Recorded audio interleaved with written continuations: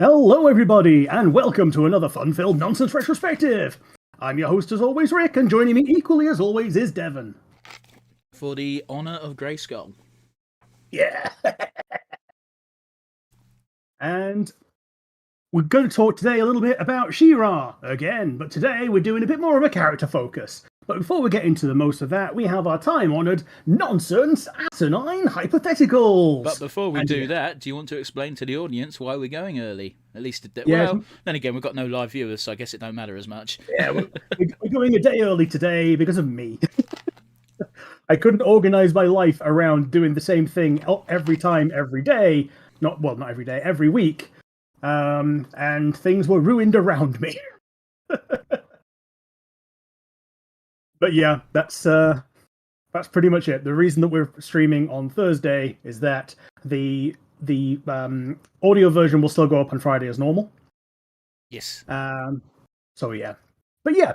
And then we go to the nonsense asinine hypotheticals. Do you have one for me today? Yeah, it's going to be a bit of a boring one, I'm afraid. Go sorry, ahead. I was clearing my throat. Sure. There are many characters in She-Ra and the Princesses of Power, many of them with Yeah. amazing abilities. Yes. So, you have to take the place of one She-Ra character. You inherit their abilities and their place in the world, but you're still you. And, yeah, who do you pick? Double Trouble. Okay. It might be a bit of a cop-out because you can pretend to be anyone, but it's a very useful power set to just be able to slip away, blend in, basically do whatever you like, as long as you're not required to impersonate having some actual magical powers. It's a massive cop-out because that decision comes with zero responsibility. Yeah. Yeah, they're an absolute mercenary. They only do anything for money. As we will talk about in a little while. Oh, I'm very sorry, Nihal. I didn't realise anyone was actually watching. Oh yeah, sorry. Hello. You can see me turn my head to go all the way over there. That's where my cat is. Hi, Nihal. But yeah, that's mine is Double Trouble. I will turn the same one round to you because that's a good one. Oh, I don't know, man. Okay. I was hoping you had your own original question instead of bullshit jumping on mine. Oh no, my question's even more. My question's really shit, actually. I can just compound on my existing skills and pick bow, but yeah, I think it's pretty good. I don't know. It's a toss-up between Mimister and Entraptor, really. Entraptor's tech skills is enviable, to say the least. Oh, it's absolutely enviable, and it's one of those where if you are you don't have the downside that she has of not being quite so. I mean, her debuff is that she is autistic. That is definitely her debuff. Yeah, she's interpersonally challenged. Oh yeah, worse than I am, and that's saying something. Yeah. Although she does get to enjoy tiny food. And she does eventually find love in Hordak, which is something we're probably going to touch upon in this episode. Yeah. My less fun one for you is really shit. What is your favorite combination of fruits to have in a smoothie or something along those lines? Even just juice. My silence should be telling. I know, right? Whatever fucking juice, whatever fruit they put into Vimto, because that's the only juice I drink. Okay. So I guess there's blackcurrant in there, and there's some other shit. Oh, I tell a lie. They did do a twisted version, which was like orange and passion fruit. That was pretty nice. Oh, sweet. Yeah. Yeah, they don't fucking sell it no more, so that fucking bummed me out and put me back on the Coca-Cola. Yeah, damn shame. Like, I've moved entirely out of the normal pop aisle just because all of the things in the world foods are just way better tasting. Well, you're a Rubicon man, aren't you? Yeah, Rubicon and Ka. Or KA, or whatever you call the fucking Caribbean Cola. Man, did I tell you? I haven't told this on the podcast, but I think I've told it to you off camera, where I got turned off that beverage because it's very sparkly. Okay. And it went over the back of your nose, didn't it? Well, I had tonsillitis, but I didn't know I had tonsillitis, so my fucking idiot brain correlated the two into, you know... completely, it ripped my throat to shreds. And just very briefly, there's another comment. Nihal says, "Is it actual love? I just thought it was a strong friendship between Entraptor and Hordak." It's open to interpretation, but the very final scene of the final season, to me, looks like a budding romance rather than just strong friendship. But I can see either point of view. Yeah, absolutely, absolutely. Like, I thought it was romantic even before things that happened during the mid game, as it were. I mean, I genuinely believed it was entirely platonic until Entraptor came back from Beast Island. And at that point, she was pining hard for Hordak. But it still could have been very easily interpreted as platonic. Like I said, either's fine. I can see either being true. Yeah. I lean to more towards romantic at the end, but also I'm sappy bollocks. So, but yeah, we are going to talk a little bit about the characters, and we're trying to steer away from the main characters because we're going to do that on another retrospective. Yeah, we're gonna avoid the best friend squad, and we're gonna avoid Catra, and that's about it. Yeah. Maybe no, because Horde Prime is in it for such little amount of time. I think he even counts as a minor character, even though he's the big bad. I would say that Shadow Weaver is more influential as a villain than pretty much most of the others, even though she's only actually with the Horde for season 1. Well, here's the thing though with Shadow Weaver is she is the one character I find it really hard to forgive. True. And even her last moment is like, I hope, like, you're welcome. Her final moment had me going, okay, you needed to do this at the very minimum, but it is not enough to make up for the shit you've done. No. Not even close. Plus, at least we got to see her face as it is now, which is actually pretty cool looking. What does it look like? It looked like oh shit. She looks a bit like a snake person. Well, I think I've shared it with you before. There was a webcomic I used to read called Of Life and Death. And in it, the Grim Reaper is a dark elf, except his face is all fucked up. And the way he's drawn when his face is all fucked up looks almost identical to Shadow Weaver by the end. Yeah. Like, she's got such scaly skin that she might as well have snake skin. She's got the, I think she's got the slitty eyes, as in like a cat. I don't remember that. I'm not going to argue with you because it's been a minute since I've done a rewatch. Yeah. So yeah. To be fair, I only actually watched it once, and I binged it all the way through, more or less, after the first couple of episodes. Where I watched the first couple, went, that was neat, left it alone for a while, came back, then pretty much watched it all. This was early COVID time as well, so. Yeah, when everyone had time.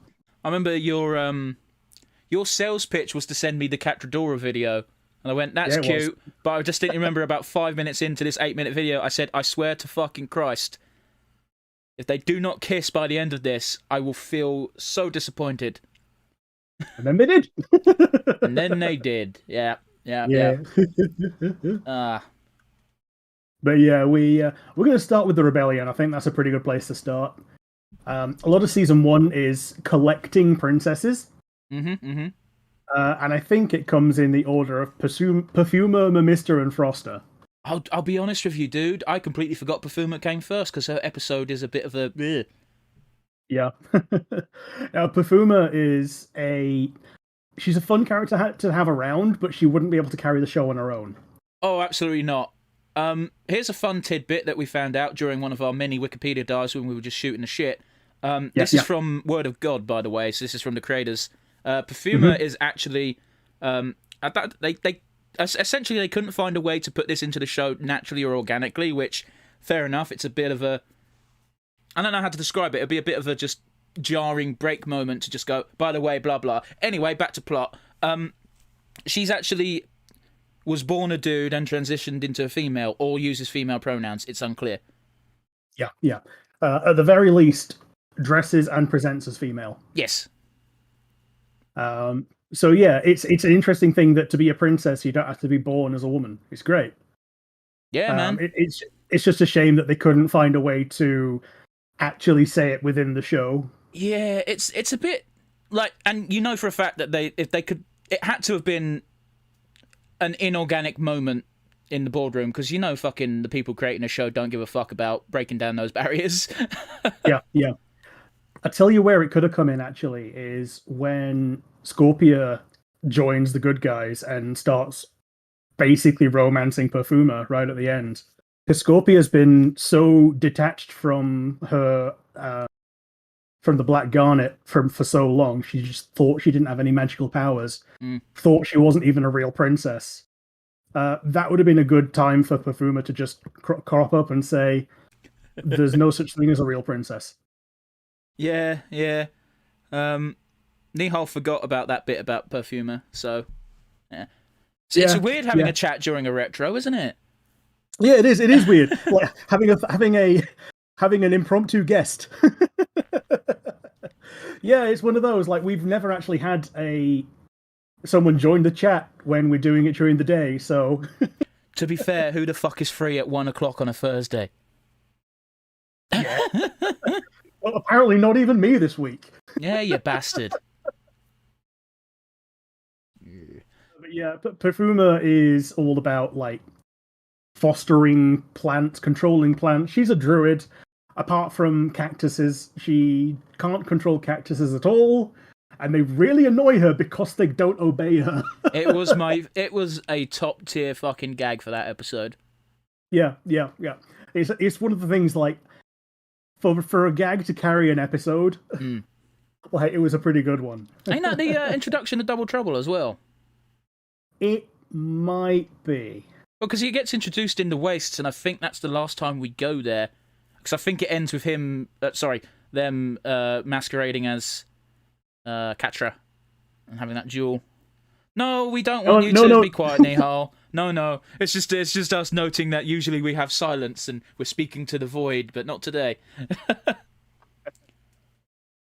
Yeah. There's not a lot else that Perfuma does other than have the introductory episode, show up for princess meetings and princess kick-ass time, get really exasperated with Entraptor, which is pretty fucking funny, actually.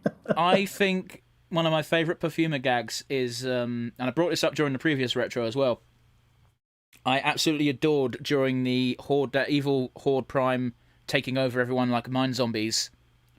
When Adora and Co get back to the thing, everyone's understandably shaken, and you got Perfuma. I think she's holding like a bucket or something really non-threatening, but in a threatening way, and she just goes, "Show us your necks!" Yeah. Like an empty bucket pointed at everyone else, yeah. I feel like it's definitely like the least threatening thing ever. Yeah. I can just picture the bucket as well right now, so yeah. Let's think for a second here, because we know there's Natossa. Yeah, Natossa and Spinnarella. Now, with Natossa, the reason I'm bringing her up is she does have this great scene in, it must be season 5, because it's during the Horde Prime shit, where she tells everybody their weaknesses. Yeah. And if I recall correctly, I think Perfuma's is, you could actually be the strongest one of us if you just grew a backbone. Yeah. I can't remember if that's aimed at, it must be aimed at Perfuma, because Mimister and Foster are quite adept at using their abilities. Yeah, and Bo's weakness is scissors, and she just... I absolutely... The look of betrayal in Bo's face when his fucking precious bow gets snipped. Yeah. They take ages to restring, don't they? Well, if you've got the string cut, that's a new string you need to do, because if you fucking tie something together, it's probably just going to snap, and you don't want that happening mid-shot. You're just going to whip yourself, aren't you, really, when it snaps? Because the amount of force that you need to pull it back, it's just going to go straight into you. Well, here's the weird thing, because it's a cartoon bow and arrow, so it doesn't work like a real-life one. I shoot recurves. Sure. So, like, if it's a compound bow, I don't know how the fuck to string a compound bow. Recurve bows are nice and simple. You got your stick, you got your string, you put the string between the stick, and you just loop it round. You got to do some tension in the... I'm doing the layman's terms because I can't be asked to explain it. You put some tension on the wood, and then that's it. Your bow's stringed. Yeah. Shooty. Go on. Good old shooty twing twang. Yeah, pretty much, man. Recurves are nice and simple. If you're going to shoot a bow and arrow, do a recurve. But yeah, just generally my favorite part of Perfuma is whenever she is flustered at something. So whether it's Entraptor or Cacti, and yeah. And then we got Mamista, who's the second one to be introduced. I think we mentioned it in the previous retro that if she was in every episode, she'd be a pain in the arse. But she shows up just enough to be funny every time she can't be arsed. Mamista's in a weird spot where she is absolutely a spoilt bitch. Yeah. However, it only shines through occasionally. She has a very good character progression arc, because when she starts, she comes off as selfish, because she is. Yeah. But you get to see more and more glimpses of her, and you realise, well, she's not entirely, and then by season 5, she is fully with the group. She's group-minded. And isn't she the first of the... Okay, Spinnarella is the actual first, but isn't she the first of the people that we think are all okay and good to just turn out to have been chipped? Sort of, because Mamista gets chipped in the battle underground, don't she? Under the water with Blue, but it's not Blue, it's Double Trouble. Peekaboo, yeah. They have that really annoying fucking reveal where Double Trouble just goes, "Oh, honey, everyone here's chipped." Like, thanks, Double Trouble. Awesome, you're a good person. I can't wait to talk about Double Trouble. Sorry. Yeah, and you can't really mention Mamista without adventure. Without mentioning Seahawk. I am. Like, he's also one of these characters that shines most when used in small doses. And you're the one who told me this. In the original She-Ra, he was the love interest. Yeah, he was Adora's love interest in the original. It was, which it's kind of nice to see that taken off Adora, so it lets her develop organically, and as we know, towards Catra. And then, yeah, it just lets Seahawk stay with the water types. Man, he's just such a generic fucking swashbuckler. Yeah. Like, especially like if you take D&D. Yeah. Like, that's what 9/10 of them turn out as. Let's sing a shanty, gents. Shut the fuck up, Seahawk. And then Bo's really into it. Yeah, and they become really good friends. It's great. Oh, Bo's got a fucking like man crush on him. Yeah. And it's a weird one where I think it's pretty much confirmed that Seahawk has had love interests of all genders. Well, so far. Remember the episode where he they meet his old crew, don't they? Yeah, I always thought the implication was the reason why he was so hurt that they betrayed him is because the other captain is someone he had a fling with. Yeah. That was the vibe I got. I could be misreading or reading too much into it, but what do I know? I think that's where the vibe comes from, pretty much. But yeah, his special move is to set a boat on fire. And it's such a thrilling moment that Mamista even does it at one point, we find out. Yeah. And it makes Seahawk so fucking horny for her. Yeah, he's got such a conflicting set of emotions. He wanted to do it because it's his thing. And B, it's really great to see someone else show interest in what he enjoys doing. And C, yes, he got the horn. Well, it was a revelation. It was just like, it's like, how many people have you burnt the boats of here? And he went, and they go around subduing the people who Seahawk has burnt their precious boats. And then they go, okay, I think that's everybody. And the Mister goes, oh shoot, it's so and so. What's wrong with so and so? I set his boat on fire. It's great when it's not your boat, I think is exactly what Mr. says. Yeah. But being the Princess of the Sea Kingdom, she's got a lot of boats, and he's probably done it a lot to her. Well, he's on like his third fucking ship by the time his debut episode finishes. Yeah. And that's only his ships, not anyone else's. But the only reason he has a ship at the end of the episode is when Mr. just goes, oh, fine, you can have one. Proper teenage style. Oh, my Mr. being depressed and eating ice cream in the bathtub was fucking funny. It's an absolute mood, isn't it? Oh, jeez, it's. She ate like 10 tubs, and that was without us watching. And I'm like, fuck. How do you eat that much ice cream? Well, it all goes to the tail.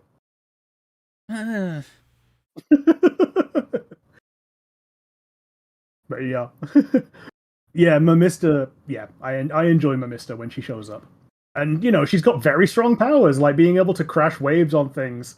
Like, the force of water is pretty freaking strong. Yeah, it is. Man alive. The D&D episode, it's not really D&D, they're making plans, but they're using Bo's little figures. Yeah.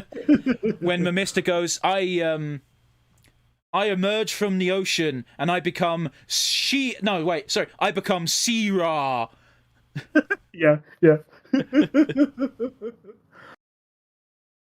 Man, that was a good episode. It was, man. Any episode of any show where they animate shit in a different style, even briefly, is fascinating. But was it Mamista that did the film noir one? No, that was later on during the murder mystery.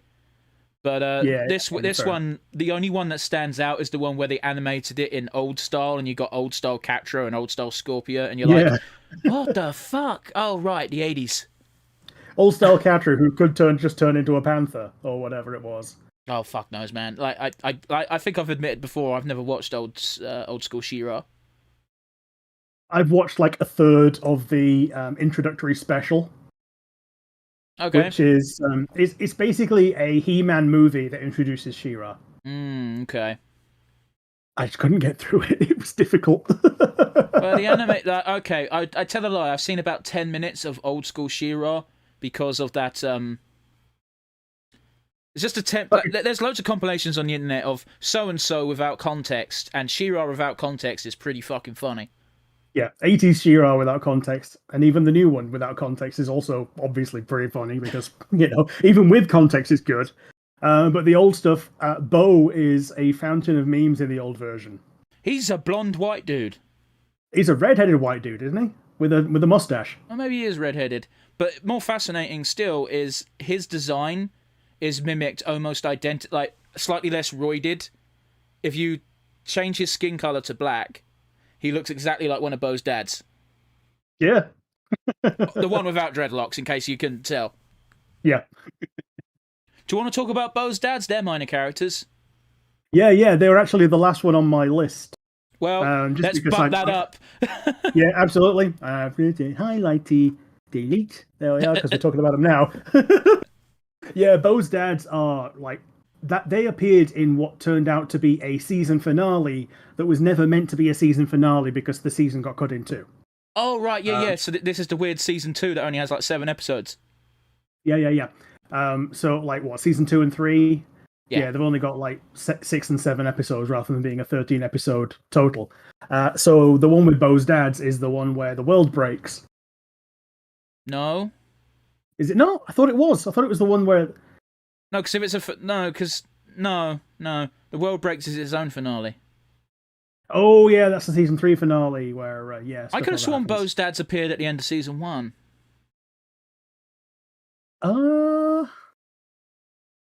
They might have done, but this was the episode where they actually got the actual proper focus. Like when Bo goes home and has to pretend that he's a scholar. Yeah, but I could have sworn that happened near the tail end of season 1. Or if not, maybe the first episode of season 2 then. Okay. There's an easy way to find out. Feel for time.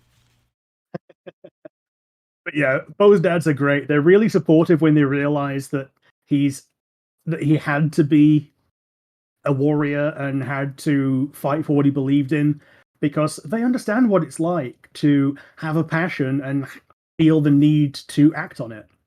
Because their passion is being a scholar. They wanted Bo to be the same because they wanted to share that same passion with him, but that's not a passion. Don't play the fucking episode. Sorry. Like, he has that interest, but not as much of the passion. So he's interested enough to still be very good with tech. Like, barring Entraptor, Bo is the number one tech guy of the rebellion. And you can tell that just comes from his dad's. The ending of season 1 is the Battle of Bright Moon. The ending of season 2 is Reunion. Well, yeah, which is Bo's dad's. Okay, yeah. Yeah. Oh yeah, that's the one where Adora just goes around translating things because she can just natively read all of the Eternian script. Best gag of the episode that had me roaring with laughter, and it weren't even that good really, but it really cracked me. The two dads who are scholars of Old One tech, they go, "We've read the inscription, and we believe it says by the power of Grayskull." And she just snorts and goes, "That's dumb."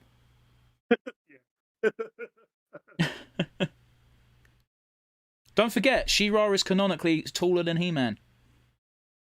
I didn't know that. Yeah, she's like a good foot taller, I think. She's taller, but I don't know by how much. I think it's a foot. Fair enough. Like, I'm almost certain, well, I'm definitely certain, that she gains more height than He-Man gains.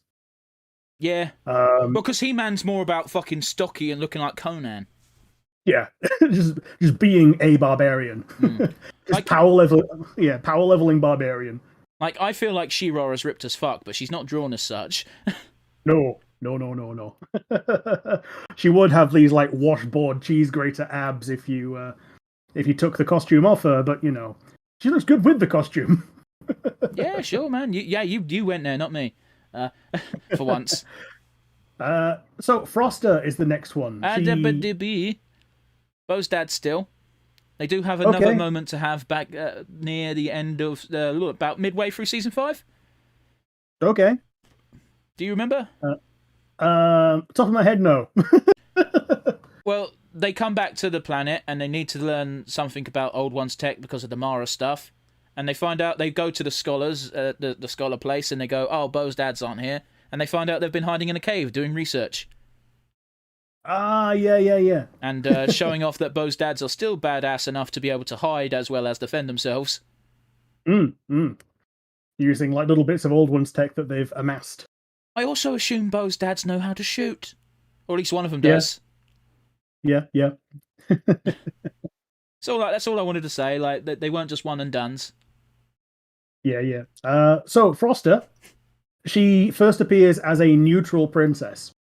Because the ball that she's hosting can be attended by anyone from anywhere on the planet, regardless of your affiliation, and anyone who is a princess is invited with whatever plus ones they want to bring. So that's how the best friend squad get in, but also how Captra gets in, because as we know, Scorpio is also a princess. At this point, in name only, but that's all you need. Yeah. Because we touched on a chapter a bit earlier, but she doesn't actually have a power. She is just in chapter. She is a princess in name, but not a princess of power. Yeah, she has a territory. Yes. The Castle of Drill and all that. Where she gets her servants to make tiny cakes. Yeah, tiny food. But yeah, Froster is by necessity neutral. She gets really annoyed at anyone that tries to interrupt the neutrality because she has to put on this stone-faced, ice-cold persona of someone on the ice throne. But she warms up incredibly quickly when she doesn't have to be on the ice throne and can be a princess and kick ass with everyone else at the end of season 1. She also gets really mad at Adora when Adora finds out who Froster is and goes, "That's Froster? She's like 8. And I think she says really indignantly, "I'm 10. Or 12, whatever it is." Yeah, sounds about right. Yeah, Froster's strong as shit. Yeah, she is. Like, ice powers are very good ones to have. Like, I hopped on about water powers, but ice powers are just water powers, but with an additional energy aspect of there being none.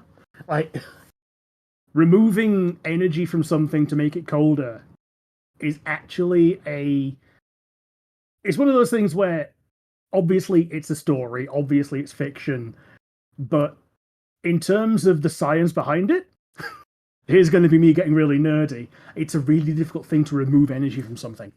Yeah, except it's magic. It's not using a process. It's just, she clicks her fingers and it happens. It's not. Yeah.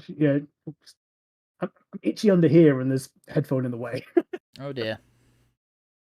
done now. But yeah, she's a very strong princess. With even more training, she could become way stronger. But as we know, she's like 10, 12, 13, whatever. She is definitely not a teen. She's definitely younger than teenager because she acts like it. Yeah.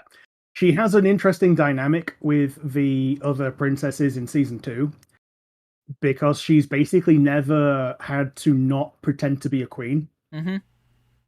And she's now got princesses who are like kind of her equals. They're on her power level and she can nerd out with them and be a hero. And they still treat her like a kid because it's annoying and there's actual things to do and actual risks that need to be taken and people that are actually dying. Well, one of the things she does to Glimmer very early on is she keeps pestering her for missions and attention because she wants approval. And Glimmer is the de facto leader of the rebellion. Like Angie is, the actual figurehead and whatnot, but she's not actually, setting people's missions and telling them to do this and do that.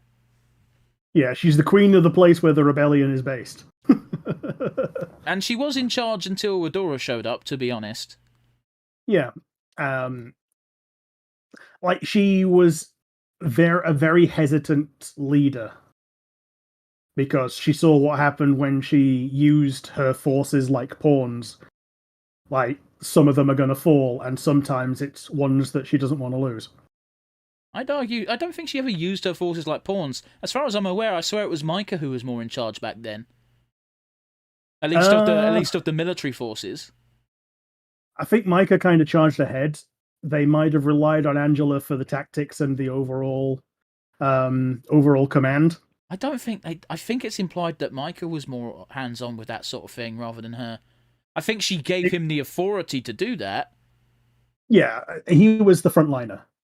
I think it's a weird one where because she is she's a different race to everyone else. She's implied to be like an eternal kind of person rather than a human like everyone else.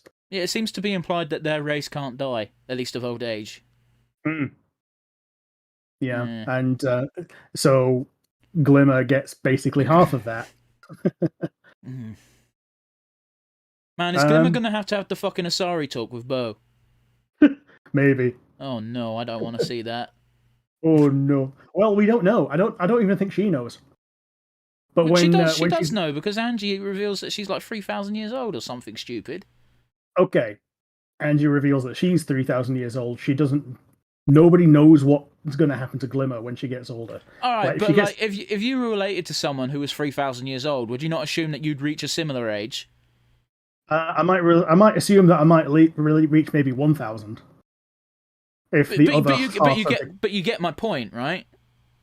If you've got someone who is super long lived as your direct you're the descendant. What is it the opposite way around? Ancestor. Your direct ancestor. You'd probably assume that some of that's fucking rubbed off. Yeah, but only if it's like pure ancestry. Yeah, but motherfucker, you're being so pedantic about this for no reason. Yeah, but you're asking a question that doesn't relate. Is the thing I'm saying if your mother and your father, one of them said, "Oh, by the way, I'm 3,000 years old," you'd assume you have that in your DNA, would you not? Like, you got that in your DNA, you don't know how it's going to manifest. Oh, okay. You don't know how it's going to manifest. Yeah, sure. You're being an arse. You don't know how it's going to manifest. All right, you're Glimmer's age. You're a child. You're probably going to assume, I'm going to be like that. Oh, you're going to be something like that. You don't know. I'm going to give you a slap over the internet, motherfucker. You're doing that smile that tells me you're just doing this to be a troll. No.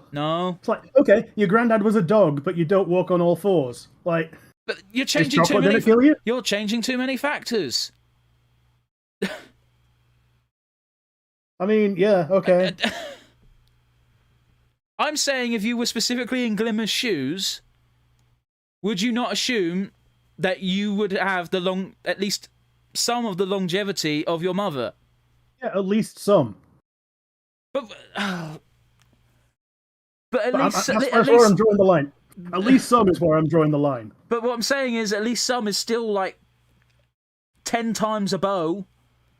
It's kind of my point where I'm coming from. Well, at least some is an undefined amount.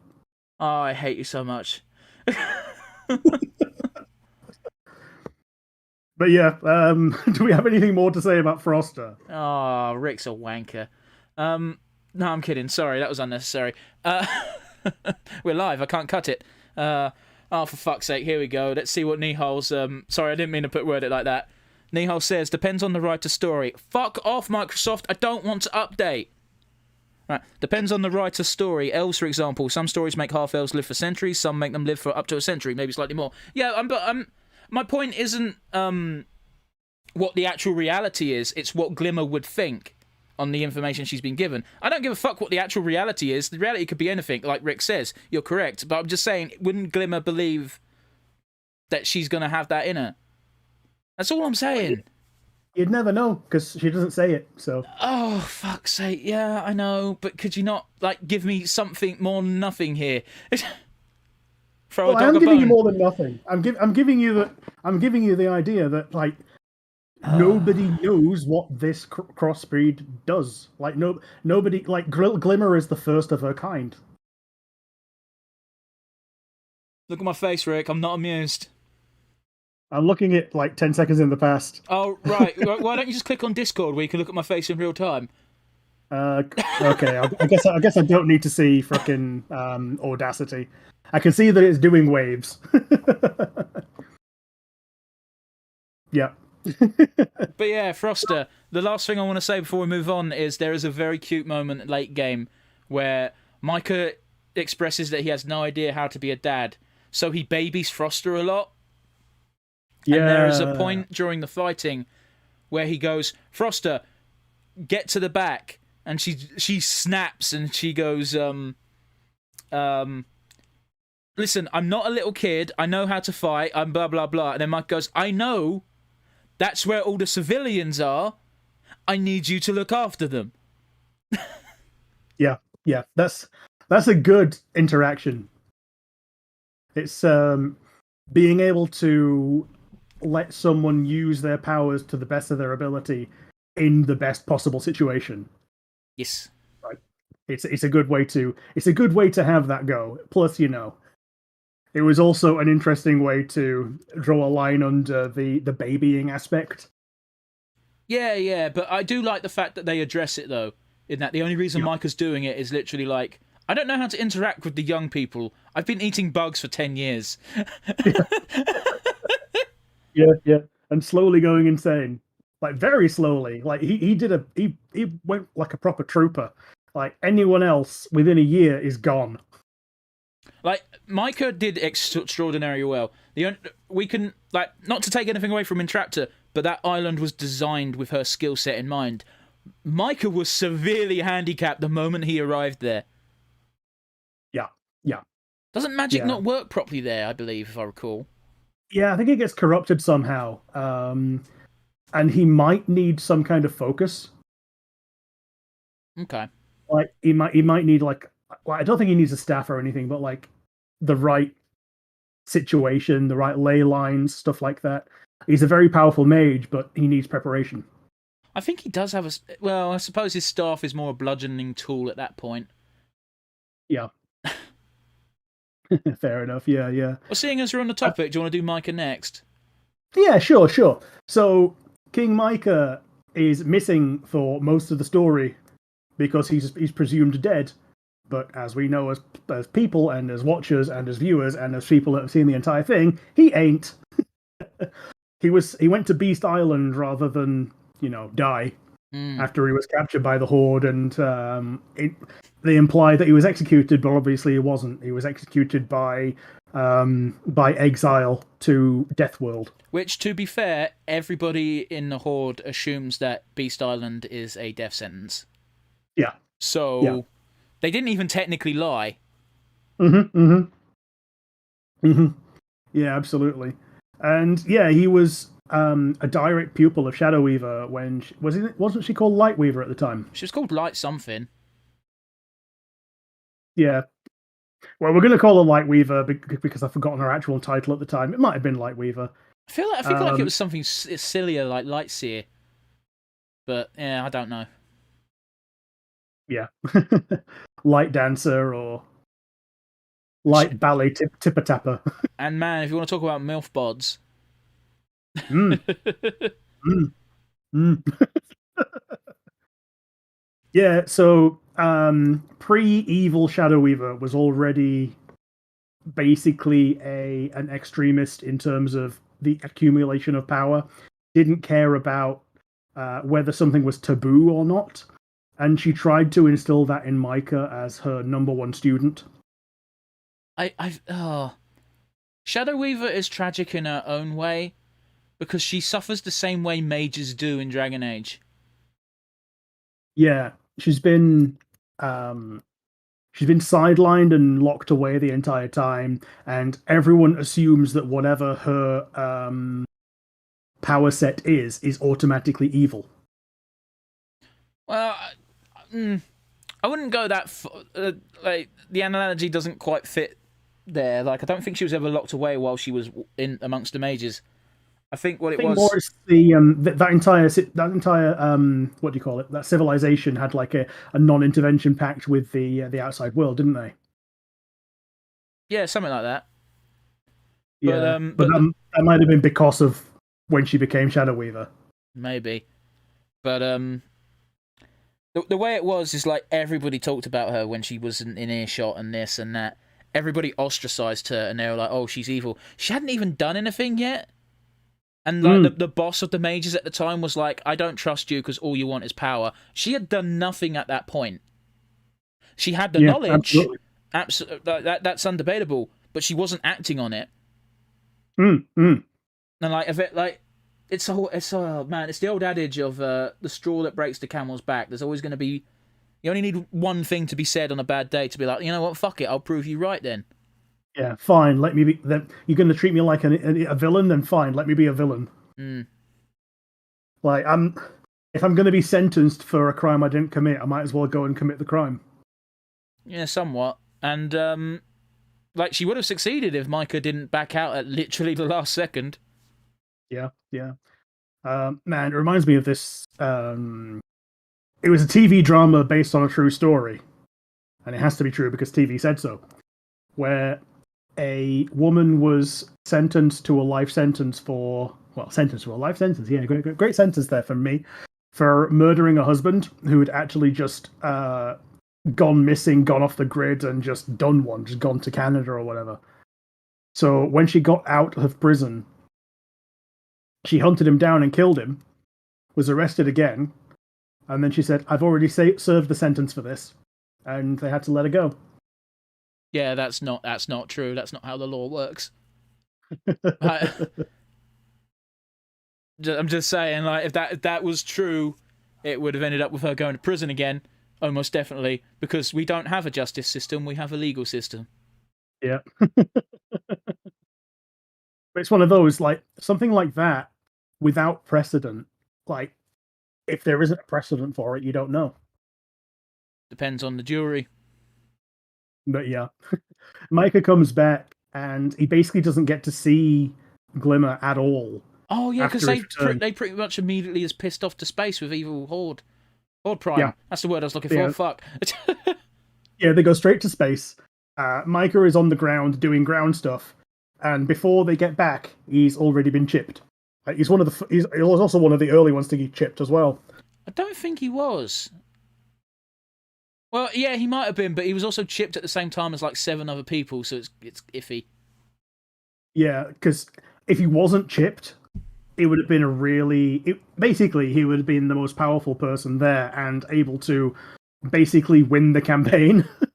So they have to chip him to make him like make him a Superman with a leash.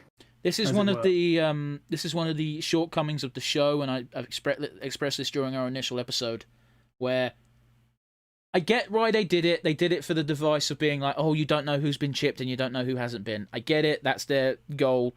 But what really happened was I was just like, oh, they're not showing us how these super strong people are getting chipped. Yeah. Like everyone has to sleep, everyone has to go to the toilet. Like you're always vulnerable at some point during the day or night or whatever. So, man, just imagine if it was actually just a microchip toilet. If you go to the wrong urinal or the wrong stall, then you're just going to get chipped. I don't think they have urinals in the woods, bro. No. Definitely not in the woods. But yeah, going on from Micah, Angela is a very good. Well, you see that. Well, we're going to go Angela or Castabella next. Castabella, because she'll take 2 minutes. Yeah, Aunt Casta. Bo loves her. I love her. Do you want to talk about MILFs? Yeah. Although, technicalities aside. I think she wants to hate fuck Shadow Weaver. I did get that vibe in season 5. Yeah. But yeah, she thinks she's hot shit, but she's basically not. She's just Micah's sister and is nowhere near as powerful in any way. Still pretty way above average for a normal mage, but nowhere near as powerful as Micah or Shadow Weaver. She's very overbearing as an auntie to Glimmer, but Bo thinks she's fantastic because, like, whenever she sends sweaters, she sends one to Bo and one to Glimmer, and Bo loves all of them. Yeah, well, that's because Bo is impossible to hate anything. Very quickly, Nihal makes a very valid point and probably tells you how much of a delay there is on our stream. He mentions, wasn't Spinnarella the first to get chipped? I'd say she just chipped them one by one to start, and after that it snowballed, it kept rolling. And it's like, yeah. Probably, but... absolutely.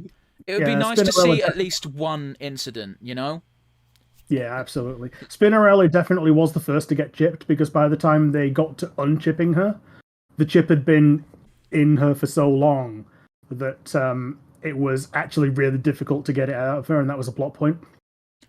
Yeah, and once again highlights how Entraptor is hot shit. Yeah.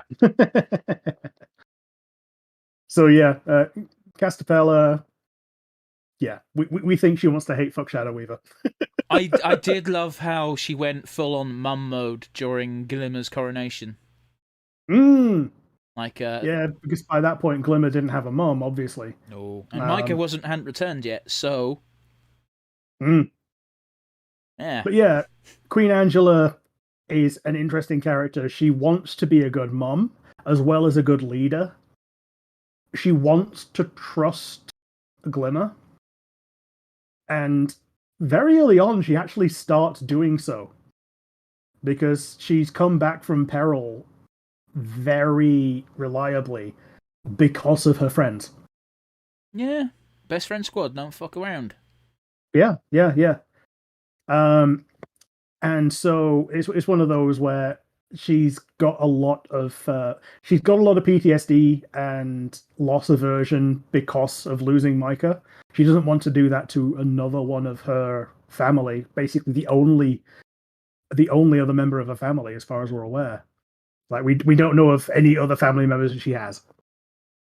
Yeah, this is true. She might have been born of the stars, for all we know. Yeah, maybe. Like we don't know what she is, other than able to breed. For all we know, like their years are stupidly short, and while she says she's 3,000 years old, she's only actually 40. Yeah. Oh no, that's worse, because it means everyone else is too. Well, you know what I mean. Yeah. But yeah, she finishes her saga by sacrificing herself to restore the world. And if that's not going out like a champ, I don't know what is. Yeah. It was a bit of a limp fart, though, if I'm honest.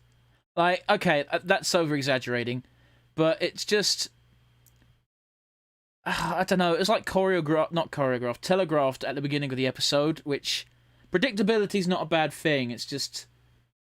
I don't know, I was kind of in this weird point with Angela where I neither really cared for her nor didn't care for her. She was... it's someone that you don't dislike. Yeah. But you don't feel enough for them to be your favourite. Like, the only reason I cared is because I was like, oh no, this is going to fuck Glimmer up. Yeah. Which is a fucked up thing, alright? This person is going to be a catalyst in someone else's character development. Yeah. Even if it's a negative character arc, which it was for a while. The only silver lining is that this is the one plot thread we've got that might have a movie at some point in the future. Absolutely. Like, that's the one thing that, like, if anyone lets Micah know that this is what happened and that she's not just dead, then he will be absolutely 100% totally devoted to making sure that he's going to do everything in his power to let other people, well, maybe let other people, but ideally go as well on himself on the quest to go and save her or find her. And now that Etheria is out in the universe, who knows? She's chilling in that computer with Hordak. Yeah. The other thing that happens with them is just before the sacrifice is the kind of dream world, portal world where everything is different. Angela and Micah are alive at the same time, and Bo is actually a scholar. Yes. And yeah, it's really neat, but right at the end when the world is collapsing and they've tried to convince Micah that he shouldn't be there because he's dead. Mm-hmm. The last thing he says before he dissolves is, no, wait, I'm not. Yeah. You pointed this out in the last She-Ra episode. Yeah, maybe so. But some people didn't watch that. It's one click away. It is. But yeah, Angela's neat. We might see more of her. Who knows? And yeah, Spinnarella and Netossa. So Spinnarella is voiced by N.D. Stevenson, formerly Noelle Stevenson, who still goes by any pronouns. Oh, so you can call her whatever you want? Yeah, you can call her, him, or they. Fair enough. I remember the last time we brought her up on the show, I went, she. Oh, wait, I think they're they. Oh, fuck it, I'm just going to say they and play it safe. Yeah, I did a little research before we started this episode. Yeah, she is. She's happy with anything because she's proud of things that she made when she was still she. So she's double trouble. Yeah, that's another gag that they did. They had the gag that when her wife and herself. I think it's Molly Ostertag is the wife. Oh, I couldn't fucking tell you. They were they compared themselves to Katra and Adora, how they slowly realized that they were gay, and by the end of it, now that she's transitioned to transmasculine and non-binary and just being a new person, the new gag is, oh, actually, it was double trouble all along. Yeah, man. Man, I just want to say, Noelle Stevenson's Twitter is a treat. It is. Lately, she's Like, been posting she's lately been posting a comic book about Jango Fett and Zam Wesell, just playing games with Baby Boba. I wonder what prompted this. Yep. Yeah, that was a really cute comic. I've not seen all of it because my phone didn't like mobile Twitter, but I will come back to it. It was very cute. Mild Book of Boba spoilers about to just occur right now, but she also tweeted recently, I need a gif of Fennec Shan saying manners because it's giving me such glorious gay vibes. Yeah. I'm like, yeah, I feel you on that one. Like, yeah, for the cyborg goth GF. Mm. Dude, the cyborg goth GF was a fantastic character in that, even though she didn't show up very often. I didn't really care much for the mods, if I'm honest, but that moment was awesome. Like, the first time I saw them going through the streets on the multicolored bikes, I was like, oh yeah, Power Rangers. Fair enough. Bit stupid, but oh well. We're kind of getting to the... Oh no, yeah, we'll talk a bit more about Netossa and Spinnarella. Netossa is the one that, like you say, has the more characterization in Season 5, knowing everyone's weaknesses. She knows Spinnerella's weaknesses. Like, she favors one leg over the other because one ankle didn't heal right years ago and still has never been perfect since. She's like Batman. She has a plan to take everyone down. Isn't Catra's weakness literally just a spray bottle? Yeah. It's a spray bottle, and because she's net tosser and can make nets, she makes a net for Catra to get caught in. Well, late game aside, like early game, they have that great gag of Bo just going to Glimmer. I still don't know what they do, and the tosser just goes, seriously, it's in the name. Yeah, they spin and they have nets. Like every character in She-Ra, well, most characters in She-Ra and the Princess's Power, their name is their gimmick. Yeah. But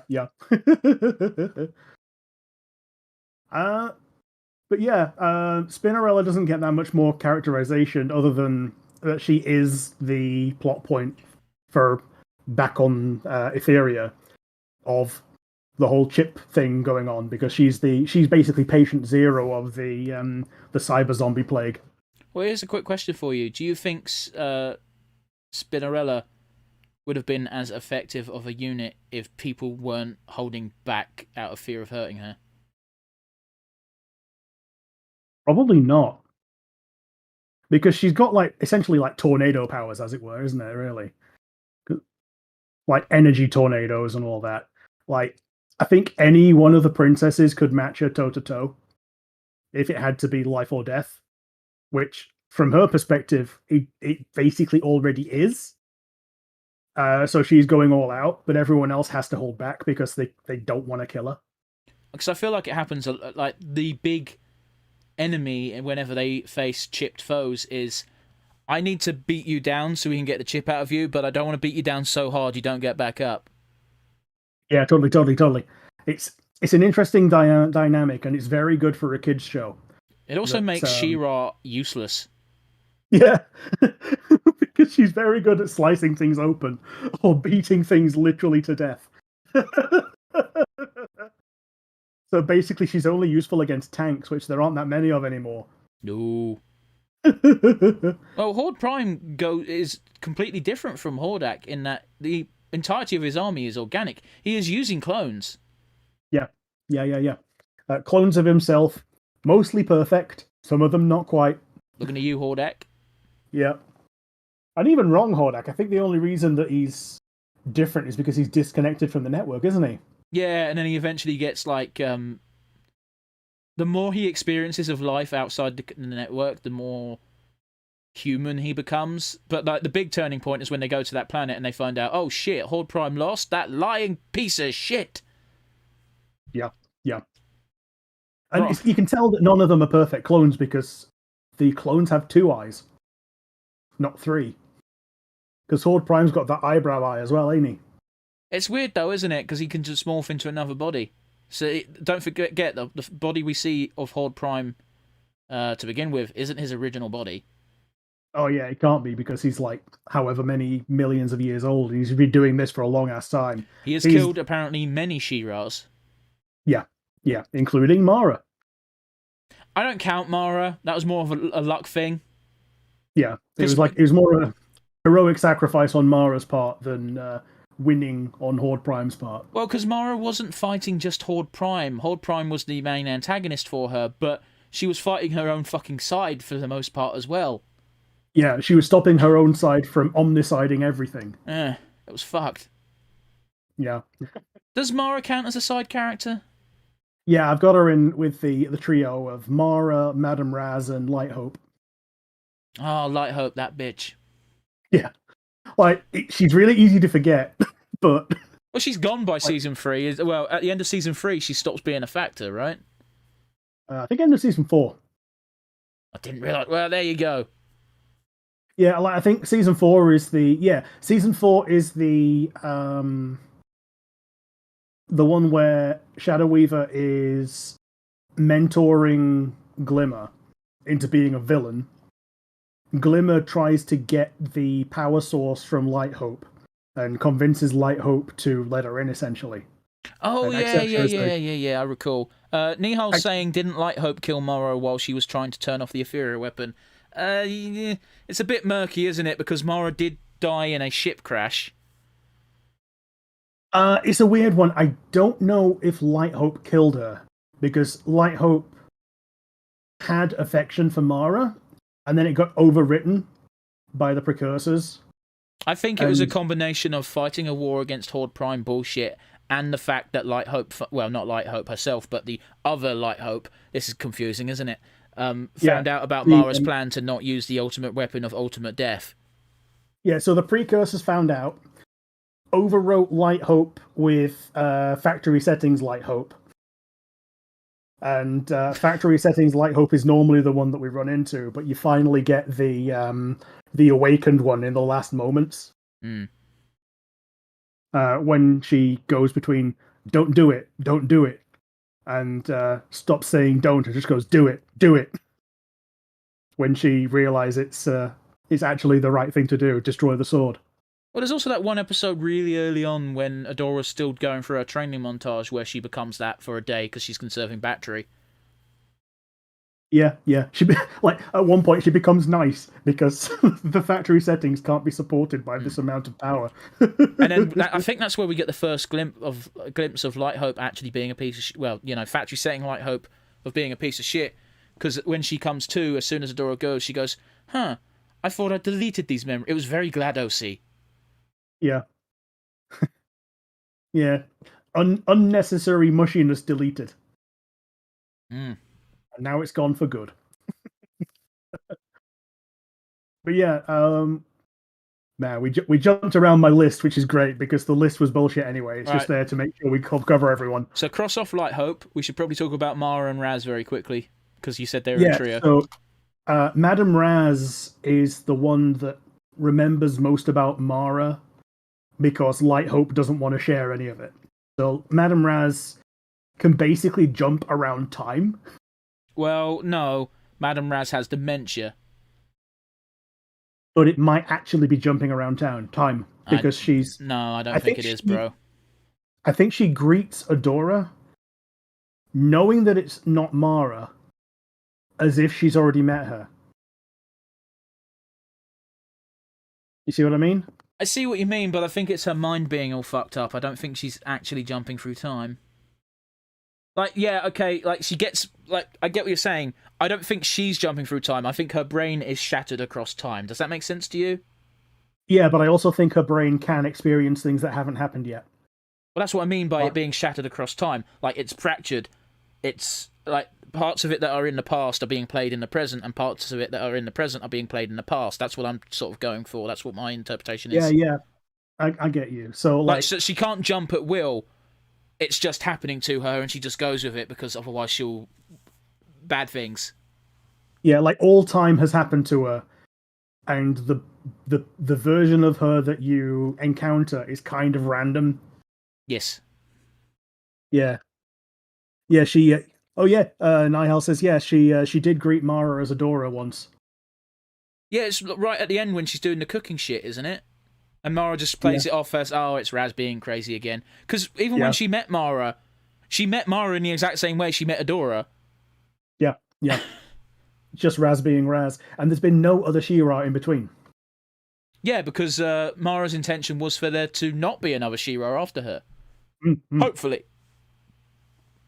Ideally, because Mara knows the implications of what's going to happen if the sword gets used, if the weapon gets used.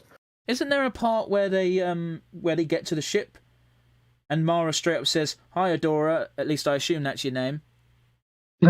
Yeah, so that's how she learnt Adora's name, is because of Madame Raz talking about her. God damn, it really does fucking wrench at my heart when one of the first things she says is, "I'm sorry this is happening to you." Oh, yeah. Oh, and here's another little thing. Madame Raz was a much bigger part of the original She-Ra, apparently. Probably, man. Like I said, I never watched it. And she had one of those weird character designs where her eyes came through her hat. Oh, did she look like what? Yeah, her hat was pulled down to her nose, and her eyes were poking out of the top. Yeah, no She-Ra, no weapon was Mara's plan, and that kind of failed. Yeah, but it was a good plan if it worked, but I think Mara knew that it wasn't foolproof exactly. No. And what bigger fool than Adora? I mean, she got the sword given to her by the ancients, and then she broke the damn thing, and then she got a new one because she's that good of a She-Ra. Yeah. And that's basically all we have to say about Mara as well. Like we don't see a lot of her. I just smiled and looked to the left, and I was like, "Oh, cool, great! You can see my fucking tooth." It's okay. I've got a missing one as well. It's over there. That's why I put the camera over there and not over there. Yeah, well, I usually don't look to the left, and I very rarely smile. Don't you know? I'm basically German. I say as I wear my top. Oh boy! Oh boy! No, that's a rather charged comment, as it were. Oh, the Germans have enough of a sense of humour to know that was a joke, I think. Yeah, between them. Wow. Now who's the one on the shit list? But yeah, sorry. Who should we move on to? I've seen David Hasselhoff smile. Yeah, it's okay. He's he's Austrian, ain't he? Yeah, I think so. Well, no, I think. Go on. I don't know. I think he's German and Arnie's Austrian. I know Arnie's Austrian. I also know he's got a bumblefuck country hick accent as far as Austrians are going. So when he offered to dub Terminator in German, they said no. He sounded like a farmer, which like blew my mind. Yeah, it's just like fucking David Prowse as Darth Vader. They must have hidden the plans in the escape pod. Ooh are. He fucking came up to a first time work. Right, it's like, okay, I can bring my combine harvester, but I'm gonna need 40 acres. If this is a consular ship, then where is the ambassador? Man, his voice wasn't suited to the role, but goddamn, his mannerisms were spot on. I will fucking die on that hill. Yeah. Effortlessly gliding around as if he owned the place because, you know, in story, he did. Yep. Yep. But yeah, Mara, not a lot else to say about her. And there's one other rebellion member, kind of. No, you're not gonna do who I think you're gonna do. Well, there's kind of two, really, aren't there? Well, kind of three, really. Are you gonna talk about Flutterina? Yeah, there's Entraptor, Flutterina, and Scorpio. At different points. Yeah. I've said this before and I'll say it again. I don't think Entraptor ever actually switched sides because I don't think she realised she was on a side. Oh, no. She was always on the side of science, and she didn't realise that pointing it one way or the other made her, like, faction charged. Yeah. From the outside looking in, the entire story is Entraptor's allegiance sandwich between good guys, bad guys, and then good guys again. It's basically like, who's talking to me right now? I'm on your team. Yeah. There's that really awkward moment when she bumps into a Hordak clone or a Hordak robot, I forget which, and she's on her ass and she's looking up, and the person's just looking at her and goes, "You need to be assimilated or destroyed." And Entraptor just purrs and goes, "Oh, aren't you a advanced piece of machinery?" Yeah. That's fucking adorable, man. And then there's also Emily, Entraptor's pet Horde bot. That she hacked incredibly easily. Yeah. Catra orders it destroyed, and that's basically the last straw for Scorpio, as far as I'm aware. You're a bad friend. Yeah. So that's all you have to say, really, isn't it? Yeah. It's a shut up Hannibal, but it's really, really downplayed and muted. Shut and up, those Hannibal. are the last words. As in A-Team? Oh, yeah. Well, Hannibal Lecter, like, if he's doing a big old long villain monologue, you can just tell him to shut up, because he's a villain. Yeah, it's also Hannibal. You tell him to shut up, that's signing a death warrant. Yeah. So one thing he doesn't... Two things he doesn't care for. He doesn't care for ignorance, and he doesn't care for rudeness. And that's kind of both. Yeah. While we're talking about Emily, because she doesn't have much of a personality because she doesn't have a voice, there is another familiar that I basically forgot about until I did a shallow dive. Hordak's Imp, remember? Does it even have a name? I think it's just called the Imp. but it like floats around the fright zone, recording things that it hears, and then it can just play it back to Hordak immediately. I mean, okay, you know this, Rick. The audience might not. I haven't worked on it for about a month, but I've got a miniature of Hordak that I'm painting. Classic Hordak, yeah. And he's holding out his arm, and I shit you not, the creature he's got is much more dragon-like.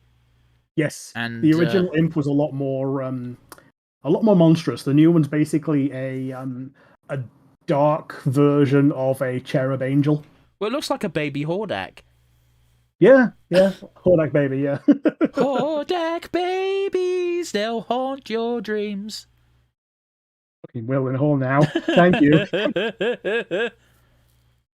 Yeah, Flutterina joins the rebellion after her village is saved by the princesses, which turns out to have been staged because, the entire idea was to get Double Trouble's mole self into the the circle of princesses. The moment Flutterina turned up, I was fucking suspicious.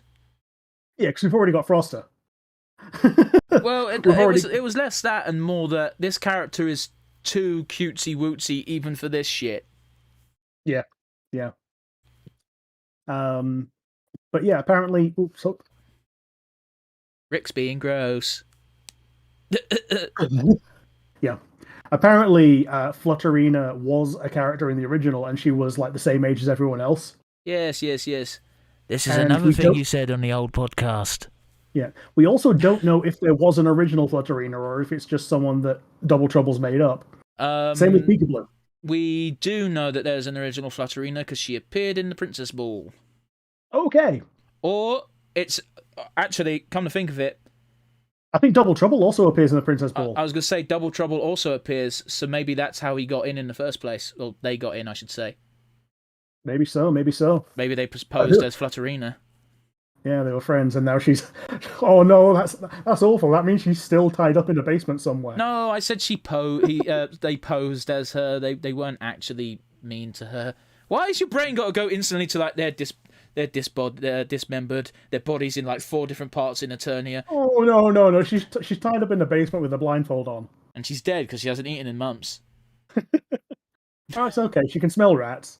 No. Don't eat raw rat. That is bad for you. No. I mean, yes. Yeah, so Flutterina was a little bitch because it was obviously Double Trouble. And who we know is a massive bitch. Yeah. I mean, I love it, but they're a bitch. Peekaboo, it is implied, also does exist in the world before Double Trouble takes on that persona. Well, we have to assume so because Peekaboo is famous. Yeah, Peekaboo's already famous. Unless it was one of those that's what Double Trouble's job was before becoming an international spy. Yeah, and the reason Peekaboo doesn't show up very often is because it's Double Trouble doing something else most of the time. Yeah, maybe, but Peekaboo's meant to have this bullshit power that lets him see miles and miles away into different universes even. Yeah, maybe so. Okay, too much effort to keep her imprisoned or chop her up. They've got plenty of ovens in Horde territory. I'm sorry, what? Seems like... Yeah. Oh, boy. They're not quite Nazis, I swear. Jesus. Then again, wasn't this... No, this was before the Horde Prime start, wasn't it? Yeah, it was like season 4 kind of time, wasn't it? Yeah. Yeah. I like how even though Double Trouble's treachery was revealed by season 5, Flutterina is still in the intro for season 5. Yeah. Niall says, I don't know. Yeah, can Double Trouble even turn into someone that doesn't exist, or does he have to see them first? I have to assume that they can just turn into whatever they want because they're a shapeshifter. They just need to have the idea in their head. I assume it's not entirely clear. I'd assume that they'd have to see portions. So they'd be able to assemble a fictitious person out of attributes that they'd seen before. But here is the thing, because Nihal brings up a good point. because I don't think we ever see Double Trouble pretend to be a character until they've seen them at least once. Because the first time we see them transform, they're Scorpio. Yeah, yeah. But they've already seen Scorpio a dozen times by that point because they've been stalking them.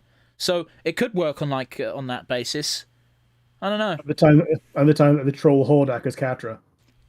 Yeah. At the time that they troll Catra as Adora. Just put Double Trouble trolling blank, because whenever they have an interaction, they're a massive dick about it. Yeah. I think the best one is trolling Catra as Adora, because they just go, oh boy, you're obsessed. Mm. But yeah, I think now is a good time to switch to the Horde in general. So, Hordak. Nope. We're going to save main Hordak for our multi-main character bit. We mentioned her, but then we didn't elaborate on her, Scorpio. Okay, yeah, Scorpio she's at the beginning of the Horde one because she's at the end of the Rebellion one. Okay, but you did mention her already, so I thought we were going into her next.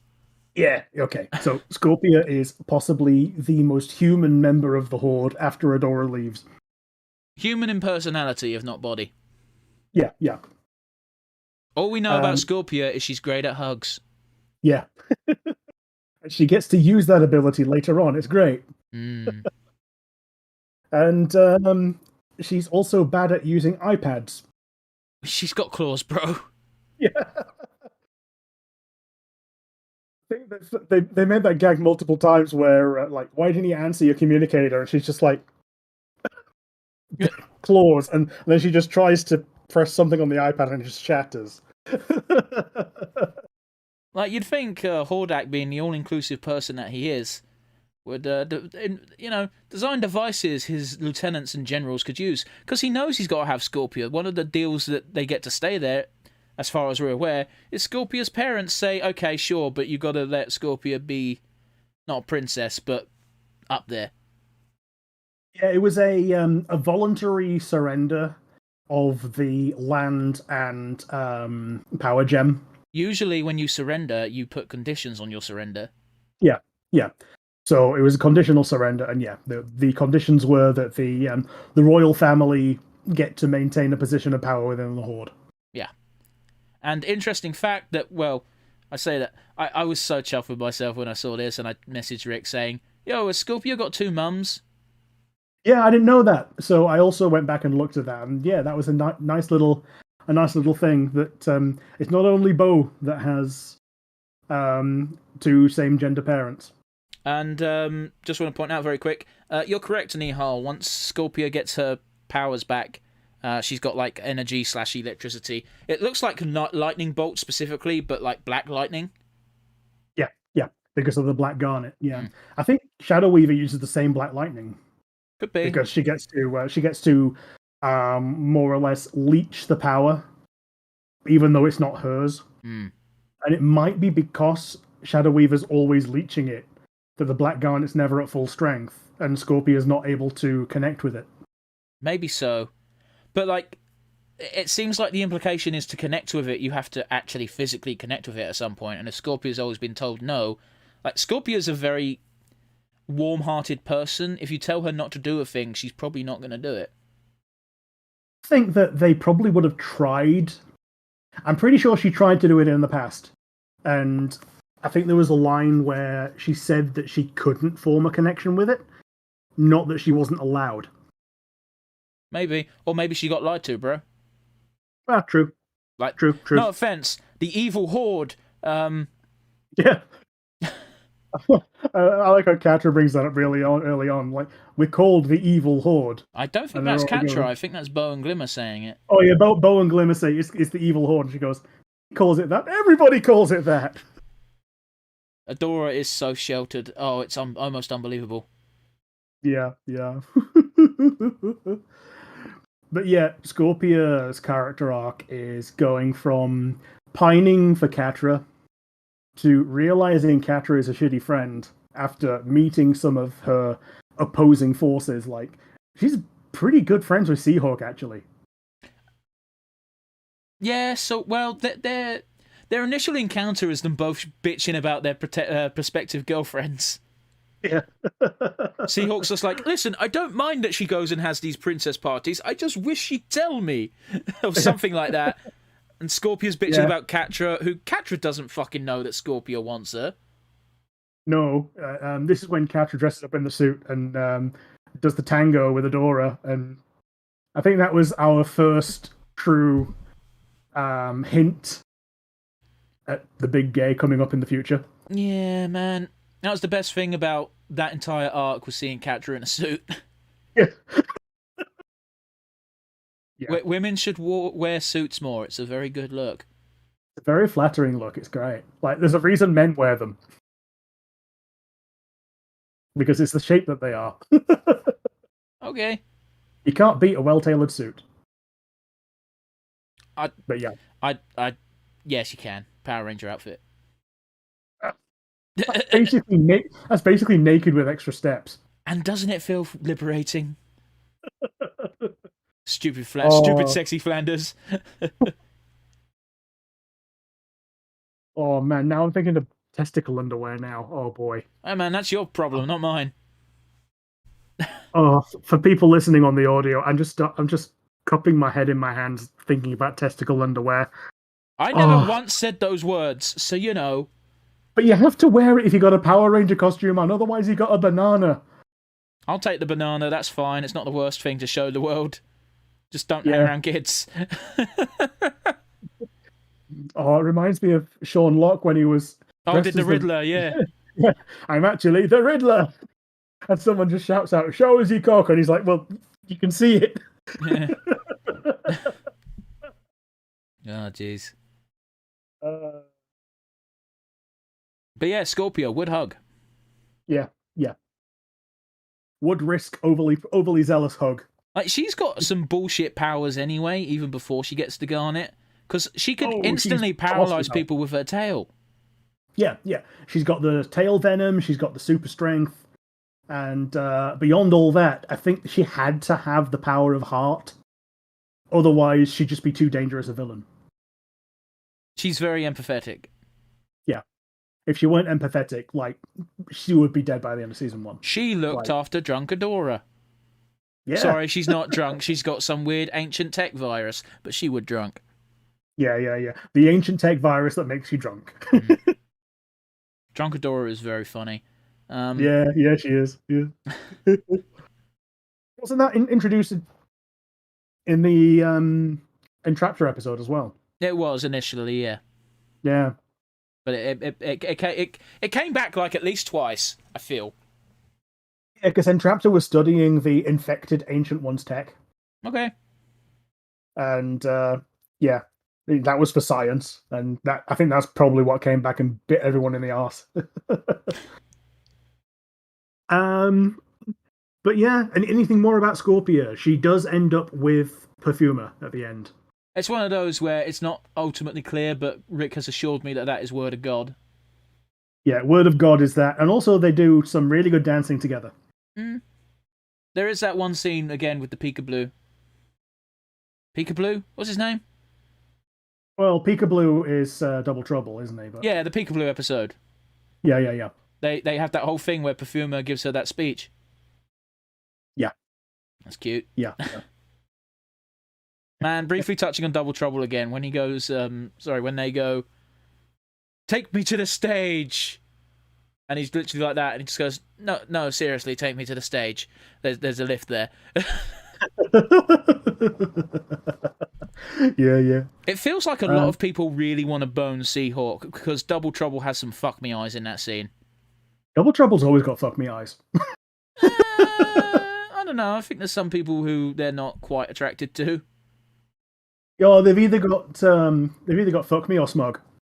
Oh, they're always they're always smug. Yeah, it's normally smug. Let's be honest. Yeah, Peekaboo as well. When I just remembered that it was the initial name for Meryl when people didn't have the actual name for it, and it was leaked before Pokemon Generation 2 came out. Okay. Because it looks like a blue Pikachu that's fat. Okay, I guess.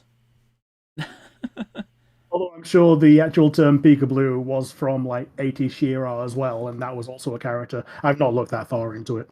No, same, man, same. I don't even know if Double Trouble was in the original She-Ra. I'm going to assume they were. I think Double Trouble in the original was one of these that they had a toy, but didn't appear in the show. Okay. That does make a lot of sense, because the whole point of She-Ra and He-Man originally was to sell toys. Yeah, that was a lot of that. Basically, that was it. Sometimes they made more toys than they had characters, and sometimes the other way around. They had characters on the show that they didn't have a toy for. That's ridiculous. Yeah, I know, right? Like some, left hand, right hand. Sometimes they don't know what each other's doing. It takes 2 seconds to look at a sketch. Yeah. Or they looked at the sketch and they went, "No, we cannot make a toy for less than $5." But yeah. Anything more about Scorpio? Don't think so. I think there was something I wanted to say, but it's gone, so it can't be that important. She is one of the extra people that looks at the interrogation room, and it's just a spare bedroom. Oh yeah, that's my favorite. One of my favorite reoccurring gags in She-Ra. Yeah, they've got the interrogation room, and it's just the spare bedroom in the castle. It's got pillows and everything. Mm-hmm. But bear in mind, for Horde soldiers, that is weird, because Adora could not sleep with all of her pillows the first couple of nights. No. So, Man, I do want to talk very briefly about a side character that we saw once. Mm-hmm. There was one of the Horde. They're the same rank as Scorpio. They're like a squid or octopus type lady. It's during the one eye. Yeah, one eye. It's during the episode where Seahawk and Bo are captured, and she just goes because you bastard. There's a that I hit myself on my cut. Oh no. Bo's being proper fucking depressing and depressed, and he's just like, I don't care. Because Bo is proper fucked right now. And Seahawk's kind of joining him because he's a bit disillusioned at this point.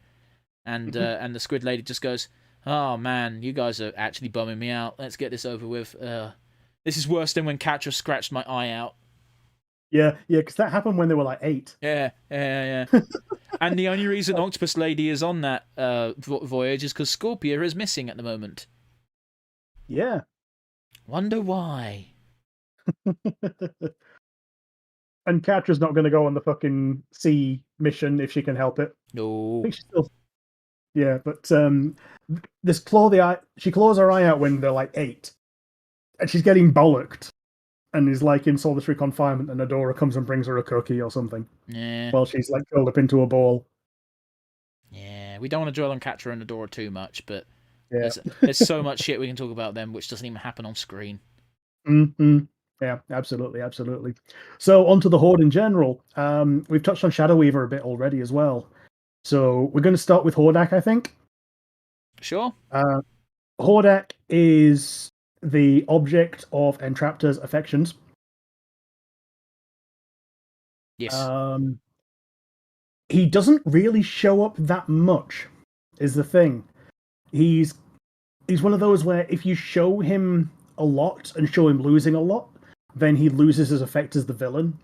So what you need to do is save him for moments when he's either punishing his underlings or accepting their failure and ability to learn and giving them an actual promotion, like he did to Catra. Season 2 is pretty much when you start seeing him regularly, but Season 1, he is a very typical evil overlord in that you only ever see him in the shadows. You never really see his whole figure. At most, you see his face, and it's always sneering. Yeah, like Season 1, he basically promotes Adora to Force Captain in the first episode and Catra to Force Captain in the last. I think it's the second episode, bro. Was it second? Okay. Catra becomes Force Captain very quickly because Shadow Weaver's are real salty about it. Yeah, and she gets time to be salty while they're still both vying for Hordak's attention. Yeah, man. Yeah. And then Catra throws Shadow Weaver under the bus at the end of Season 1. Here's a very interesting change between the original She-Ra and the new She-Ra, because I also did a wiki dive. Sure. In the original She-Ra, Hordak did actually find Adora and was conscious of finding Adora, and he was the surrogate parent figure of She-Ra, or Adora, I should say, instead of Shadow Weaver. Yeah. He got really pissed when she switched sides. And it's possible that in this incarnation, while he did kidnap her from the regular universe, it's possible that he did actually save her life. Yeah, she seemed to be the only... Well, they show the flashback at least twice, once from Adora's point of view, which is weird, and one from Hordak's point of view much later on, and he does literally just find her in a field with nothing else there. Yeah. So, you know... Yeah, maybe the implication is meant to be that Horde Prime knew that she had the potential to be a She-Ra, and Horde Prime went, no. Who knows? Yeah. That one, kill that one. And Hordak's like, yeah, I've got a better idea. Well, not quite that, because, again... Well, it's weird, isn't it? Because Hordak... the timeline is muddy, is basically what I'm saying. Yeah, Hordak is... Well, I think wasn't Hordak on Etheria when it got taken away from the regular universe? I believe that's the implication. Yeah, which means he's at least old enough. He's basically as old as Madame Raz. Well, here's the problem. We don't know how Hordak creatures age. Yeah, and we know Hordak in particular is degenerating. Nihal brings up a point. Didn't like Hope pull Adora from across the universe in the series. Yeah, I'm pretty sure I remember Hordak was already established in the Horde, and he walked through a portal and brought the Adora. But again, it's been so goddamn long, man. Things get crossed over, and apologies if people can hear music right now, because some people are not caring about my recording, but whatever. Yeah. I don't think it's on mic, so that might just be a random tangent. Yeah, it could be one of those where Hordak found Adora and both of them got pulled through at the same time. No, Hordak is already established, and the Horde is already established by the time they find Adora. Sure. That's for a fact. Yeah. Sure. But yeah, Hordak is degenerating. He gets really mad at anyone who sees him without his armor on, because that's, in his eyes, that's showing his weakness, even though no one else knows that it's weakness.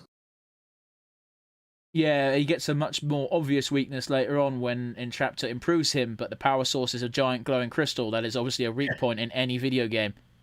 Yeah, it's like the Lord Zed putties. There's a big Z on the front of them, and if you hit it, they explode. Yeah. They're meant to be stronger and better in every way, except they've got this one massive big circle. If you touch it once, you win. He gets so...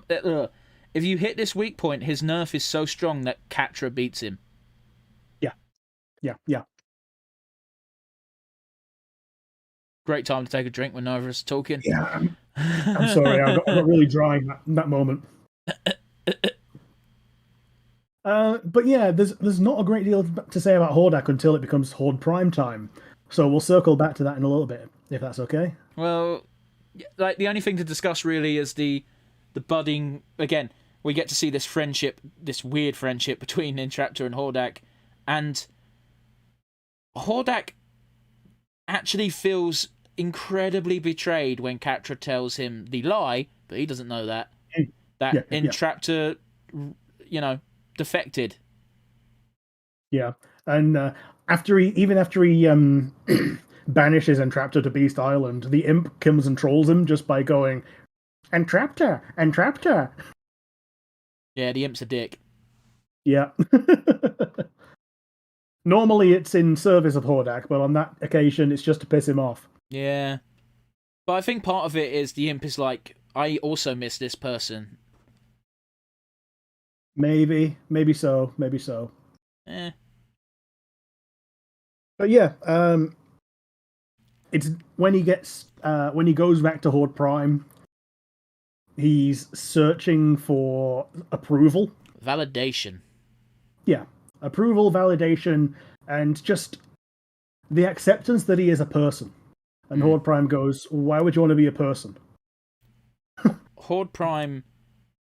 Alright. A defect to Horde Prime isn't... Okay. Hordak fought that when Horde Prime thought he was defective, it was physical or it was mental or he was inferior in skill. But what Horde Prime actually meant was, you've got a bit more free will than anyone else. Yeah. And he takes a massive offense when he finds out that Hordak has given himself a name. Oh, yeah. And here's the thing. It's not that much of a big jump from Horde to Hordak. Because I don't think the other Horde Prime drones can call themselves Horde Prime. They're just, we are Horde, aren't they? Either that or they just don't refer to themselves by name at all. No, I don't think they call themselves anything, because they think of themselves as little more than vessels and pawns for Horde Prime to do with what he wills. They're just stormtroopers with faces. Grim, but accurate. So yeah, so Hordak gets reprogrammed into being a Prime drone. Yep. He gets his skin color changed, he gets his eye color changed. Now and again, his personality shines through, like when he's tormenting Capture on the ship. And then again, when he gets to see Entraptor. Yeah, man. It's a weird, like, him seeing Entraptor is what causes him to go fucking Vader on Horde Prime's Palpatine. So good, wasn't it? Again, this is another moment I remember vividly of me messaging you going, I was not expecting Horde Prime to get Palpatined, and followed immediately 3 minutes later by like, oh, never mind. Yeah. Yeah, that's a pretty good subversion of the Palpatine ending, which turns out not to be a fucking ending. Yeah. Fucking episode 9. Somehow Palpatine is back. Okay, listen, I remember when that came out and I bitched about it, because I never watched it. I just learnt the information secondhand, and I went, that's dumb, that's lazy, that's crap. And a friend of ours, won't name them, said, oh yeah, but that's a thing they do in the books as well. And I went, I don't care, it was dumb then as well. Yeah. Just because they did it in the books doesn't mean it's good. Yeah, they had 2 entire comic series dedicated to the return of Palpatine. Like, yeah, shit. One was as a clone, and the other one was an old guy. In one of them, Luke turned to the dark side to learn how to defeat Palpatine using the dark side. But then he was on the dark side and needed to be defeated. Yeah, that's shit. Yeah. So Palpatine, what you're saying is, in that timeline, Palpatine won. Yeah. But they defeated Luke, and they didn't kill him because it's Luke, and he turned back to being a good guy with a bit more knowledge. No, you don't get to do that. And they, I don't know, I think they destroyed the planet that Palpatine's new clone was on, using his own weapon because, you know. Yeah, I fucking hate Star Wars sometimes. Oh, jeez. But yeah, Horde Prime has got sick mechanical dreadlocks.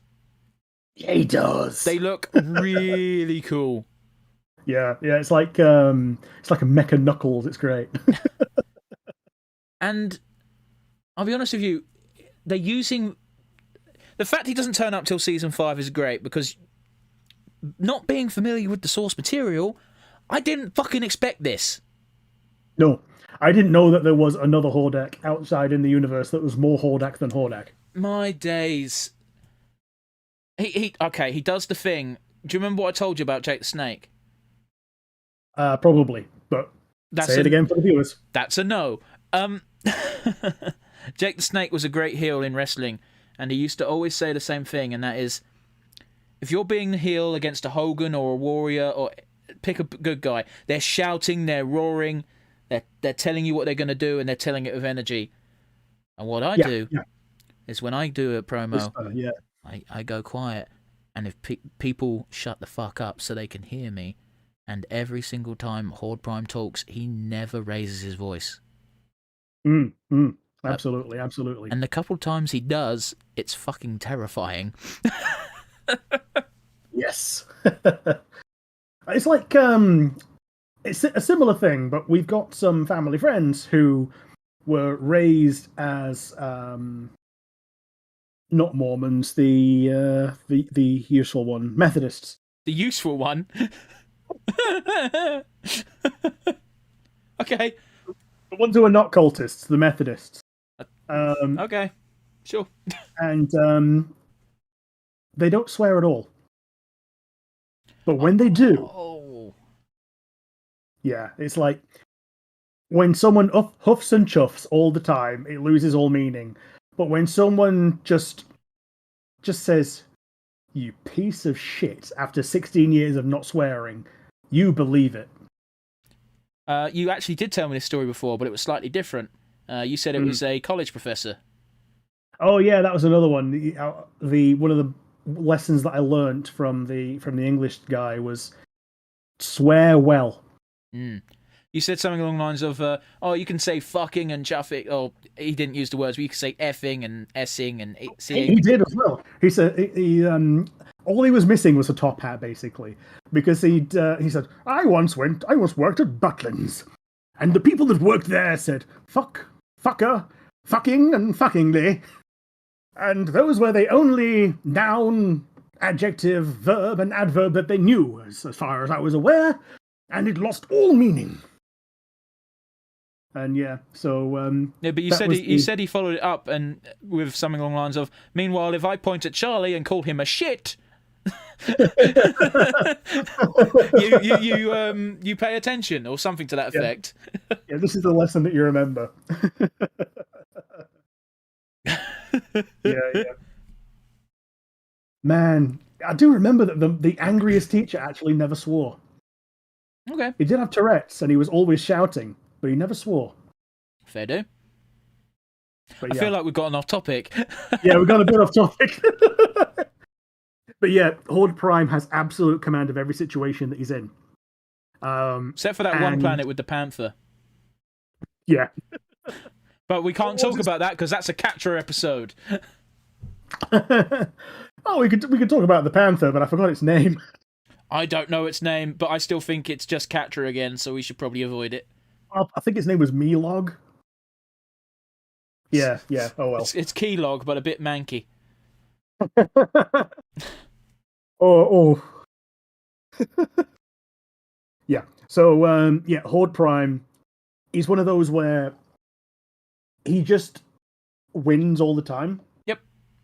I mean, shit. Adora and co meet. I forget their names, but those three dudes on that random planet. Yeah, like the Star siblings. Yeah, and they're running away from Horde Prime's evil. Yeah.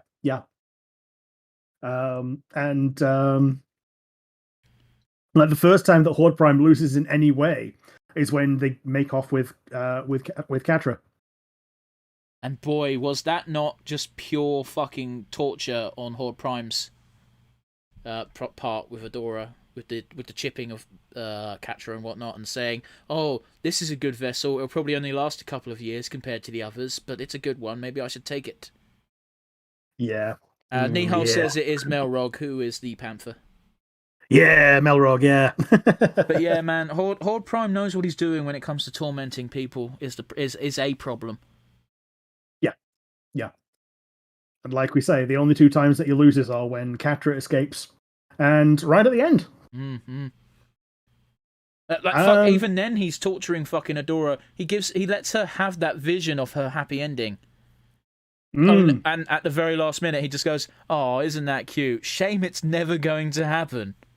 Yeah. And he's still whispering. He's not acting like he's taunting, but he is. Yeah, he's taunting, but it's from a position of knowledge and experience. He has killed thousands of Shi'Ras before. Allegedly. Well, he's killed at least one. And even then, that was kind of 50-50. Yeah. I've killed them before. I'll kill you eventually. Jesus Christ. Even his dying words are, "You've not won." Yeah. But yeah, we talked about Shadow Weaver before. We'll talk about her again now as a villain. She's Adora's mother figure within the Horde, and when she's when she escapes from the Horde after being in solitary confinement for an entire season, she goes straight for Bright Moon, formally seeks asylum, and becomes Glimmer's dark arts teacher. yeah. She becomes a little a dodgy little parrot on the shoulder, whispering evil secrets and just poisoning her mind and turning her into a heel. I do want to touch on something very briefly, though. Sure. The absolute fucked up thing that Shadow Weaver did for at least 18 years. What, just treating Catra as a spare? Didn't treat Catra as a spare. She actively punished Catra for everything bad Adora did. No, it weren't even that, though, was it? It's just like Catra's trying to seek even the slightest amount of approval from Shadow Weaver, and all Shadow Weaver does is you're getting in the way of Adora. Yeah. Adora can do no wrong, Catra can do no right. You're stopping my pet project from reaching its full potential. Again, it's not even that, though. It's literally just Adora has all my attention, and Catra, you exist. Yeah. I do like that comic that you sent me, though, of Adora gets some new clothes, and she thinks they're really cool. And Catra's got some new clothes as well, and they were the ones that Adora's just had ripped to shreds. Yep. Oh, it's perfect characterization, and it just shows that even the fans are on the correct wavelength as far as I'm concerned. I've sent you some not safe for work comics involving Shadow Weaver and Catra and Adora, and they're all funny. It's it's basically Adora and Catra experimenting, as it were, and they're always experimenting with stupid shit they should not be experimenting with, and they have to explain it to Shadow Weaver, and every time they blame Kevin. Yeah. Like, one is they're fucking around with a shock baton. And it's just like, okay, explain to me how this got lodged here. It's like, Kevin. Yeah. And the standard one is scratch marks on Adora's back from Catra's massive freaking cat claws. And it's, let me guess, training exercise. Mm-hmm. To be fair, that one's at least believable. Yeah. Except that none of the training drones have cat claws. Yeah, but just say they were sparring. Yeah, fair enough. But then again, Catra still gets in trouble, I guess, that way if they say they're sparring. Totally, right? Because she destroyed a uniform and wounded the top candidate for Force Captain. Mm-hmm. But yeah, we're edging dangerously close to Catra Adora time. Yeah, Shadow Weaver is a shit. It's nice to see her taken down a peg, but I don't feel sorry for the character. I feel sorry for the person, which is two different things, I guess, to a degree. Like, any person in solitary confinement is not in a good place. Solitary confinement is proven to drive people insane. Yeah. And when someone comes to see them, her first things are, "You come here to gloat, have you?" And I think at one point, Catra actually just does ask her for actual advice.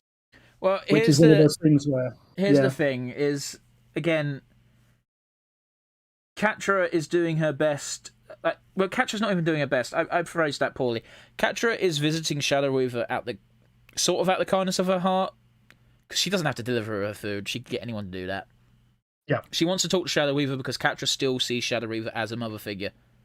Yeah, and even if not a mother figure, then a tangibly wise mentor figure. And you can be a mentor without having any feelings for someone, like familial or otherwise.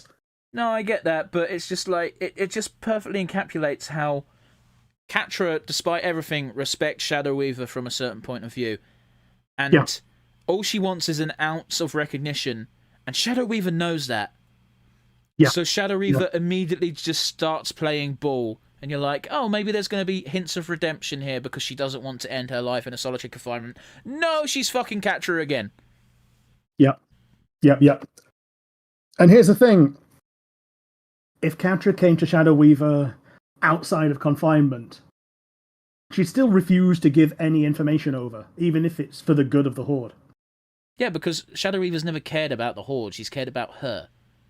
And Yeah, it just so happens that up until this point, serving the Horde is what has been keeping her well stocked, well looked after. Yeah, yeah. Because out in the wide world, pretty much everyone is on the side of, I forget the name of the kingdom where the mages come from. They're on the side of that kingdom, even if they're essentially neutral. But neutral versus evil is still versus evil. Mm. So she wouldn't be able to get asylum anywhere else and be able to leech off their power gem. Yeah.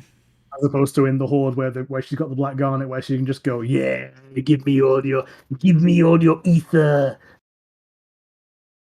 and cast all of her shitty little spells. Weave her shitty little shadows. Well, it's kind of implied at some point. Well, not implied, but straight up shown as well. If she runs out of magic, she will die. Yeah. Does she actually die in that bit, or does she just seal the area off and fight the Guardian to the death? Oh, I think she dies.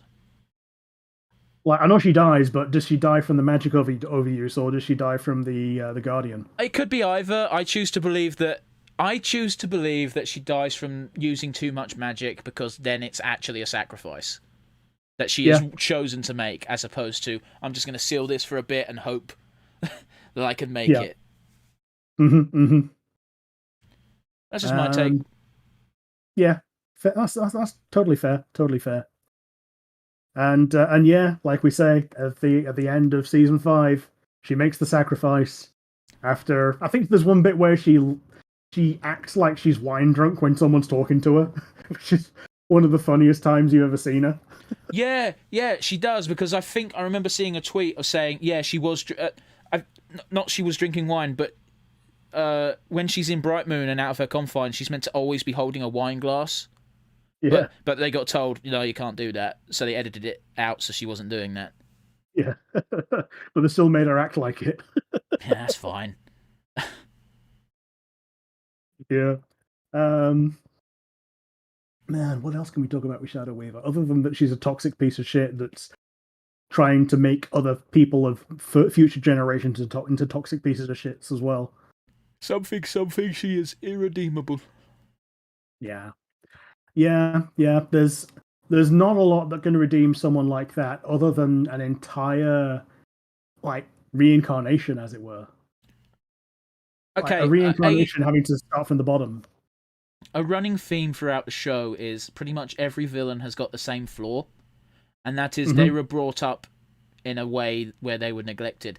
And it actually kind of makes it worse, in my opinion, with Shadow Weaver, because she knows how fucked up she got treated, and she knows it fucked with her perception of the world, and yet she still chooses to do the same thing to Catra. And we know she's choosing to do it to Catra because she does the opposite with Adora. Yeah. Like, she knows what the road is, and she chooses to go the opposite way with Adora, like you say. Like, sometimes the best role model is one that you can do the opposite of. And she's taken that to heart to a certain degree. And, like we say, done that with Adora. But for the rest of everyone, she's just perpetuating the cycle of bullying. Like, it's like a parent substitute version of the bully chain, where I was bullied, so I'm going to bully someone else now. And again, you see this with Hordak, because that's what his perception of Horde Prime was. Although clearly that's a bit different, because Horde Prime could assume direct control, as it were. Yeah. Yeah, being discarded for being useless, so he discards people who are useless. It's all the same thing. It's like, this happened to me, and now I do it. Yeah. And it normally takes main characters to break the cycle. It takes Catra a bit longer. But yeah, was there anything else we could say about Double Trouble either? I really want to fuck him. I do like the semi-face turn of I was only being paid to do the shit things. If you pay me as well, I'll do shit things to someone else. Just point me in the right direction with a big enough purse. I guess, but it's like, nah, that's if you're a mercenary, you're basically on the villain line in most shows. Yeah, yeah, Like, absolutely. that's just Because the way it is. like normally the villains have more money, and that's how the villains can keep on making like bigger and better armies that the heroes have to struggle against. Yeah, Like yeah. the villain has the golden credit card that doesn't matter how much money is in it. Like they've got enough for the sake of the story. So a villain can always just say, "I'll pay you more." Yeah, they've got the back credit card. Yeah, yeah. Man, Man, is that actually shaped like a bat? no, it's just got the fucking Batman symbol on it. It's really shit. Because if it was shaped like a bat credit card, then like a bat, then it just wouldn't swipe anywhere. It's a back credit card. You need to have a credit card. You need a bank account, Yeah, yeah. and you can find out. Like, there's so many flaws with this idea. I get it. It was a stupid fucking joke in a stupid fucking Batman movie, but it still annoys me. But no, there's one thing I want to touch on with Double Trouble, and it's more of a trivia. Rick, do you remember what the very last sighting is we have of Double Trouble? Top of my head, no. It's during the end game montage of people fighting back, and Double Trouble is morphed into a Hordak clone, and he taps on a pair of Hordak clones, and they turn around and they go, and he just goes, boom, and yeets him off a cliff. Yeah. And the only reason we know this is Double Trouble is because he turns back and then walks away with that shit-eating grin on his face. Yeah.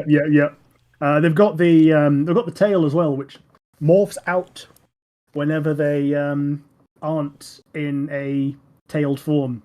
Oh, okay. So it's just a way of showing the absolute mastery over their form.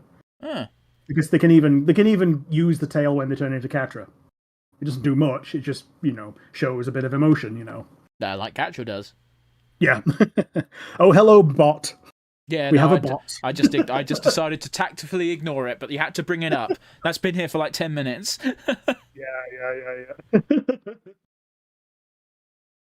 Yeah. And then we've got Lonnie, Kyle, and Rogelio. Yes. Officially a throuple, apparently. Yeah, apparently. And it wasn't until like really late on that Kyle learned Rogelio's name. Or the viewer. Yeah. Like, no one ever says this guy's name, and he only ever speaks in Gurs. But Lonnie can understand him completely perfectly. And yeah, apparently they end up as a throuple, and Kyle is still on the bottom. Yeah, okay. I mean, socially at least. Well, socially, yeah, Kyle. Sure. Well, I was trying to make it work in my head, and I'm like, does that make Lonnie in the middle? Because she'd kind of have to be. Yeah. Well, that or involve toys, and that goes down a road. It's fine. We know that it works in this universe, so we don't know that though. The thing that I have to assume there's sort of like a Super Saiyan pod that you can use, or something, where you just sort of inject your DNA into it and then it makes a baby. It doesn't make any sense because it doesn't make sense in a real world scale, and they don't really show us how it works. Except we know it works because Scorpio's mums have a baby, and we know we know she is genetically related to them because she's inherited the princess power. And like, because the first time we saw this, we saw it with Bo and his two dads, and I just assumed that Bo was adopted. But now it's like, well, hang on, if they can have a kid, then why can't the two dads? So obviously, since I've learned that information, I was like, so I guess Bo's dads also had access to the technology. Is this just a thing? Is there magic? But magic in this world is tech. There is not enough information. Yeah. Like, maybe everyone's an Asari. We don't know. Doubt. Press X to doubt. I'm just curious, man. It has to be like some kind of artificial incubator or some shit, right? Yeah, probably. Or, it's like fucking Pokemon. Like, everyone's born as an egg. No. I want it to try and make actual sense. And I know that's asking a lot from a fucking cartoon. Yeah. It's one of those. If there's completely asexual reproduction, then you wouldn't need tits, and then where would all the fan service come from? Just because you have asexual reproduction does not mean you'd have asexual. Doesn't mean you'd suddenly lose your mammary glands. That's all tits are. Yeah. They're just there for nursing. Like, fuck's sake, we know Adora and Catra have a kid because I believe it's Noel has officially drawn them. Yeah, the kid is a non-binary child with it's got the Catra eye colors, Adora's hair color, and I think they have a Catra tail as well. I'd assume they'd have to have the cat tail. Yeah, I don't know whether they have the ears. As long as they got the tail and the scruffy hair. Yeah, the eyes and the tail. And yeah, I prefer Catra's scruffy hair to Adora's long poof. Oh yeah. Like, it was a crime that they gave her a fucking buzz cut. I adored Catra's messy, wild barbarian hair. It was like one of the best parts of her design early on. Like, okay, I didn't mind the short hair. It's just the mane was so cool looking. Yeah. The short hair was like a turning point. Like, it was because of Horde Prime. Yes. But they kept it as like a drawing a line under being a villain. Well, also, like, I imagine it takes time to grow your hair back to mane length.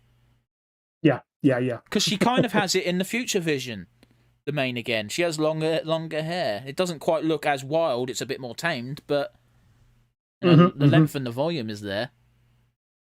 Man, we never see her with the short hair and the suit again, do we? She doesn't have that would look. She never has short hair and suit, does she?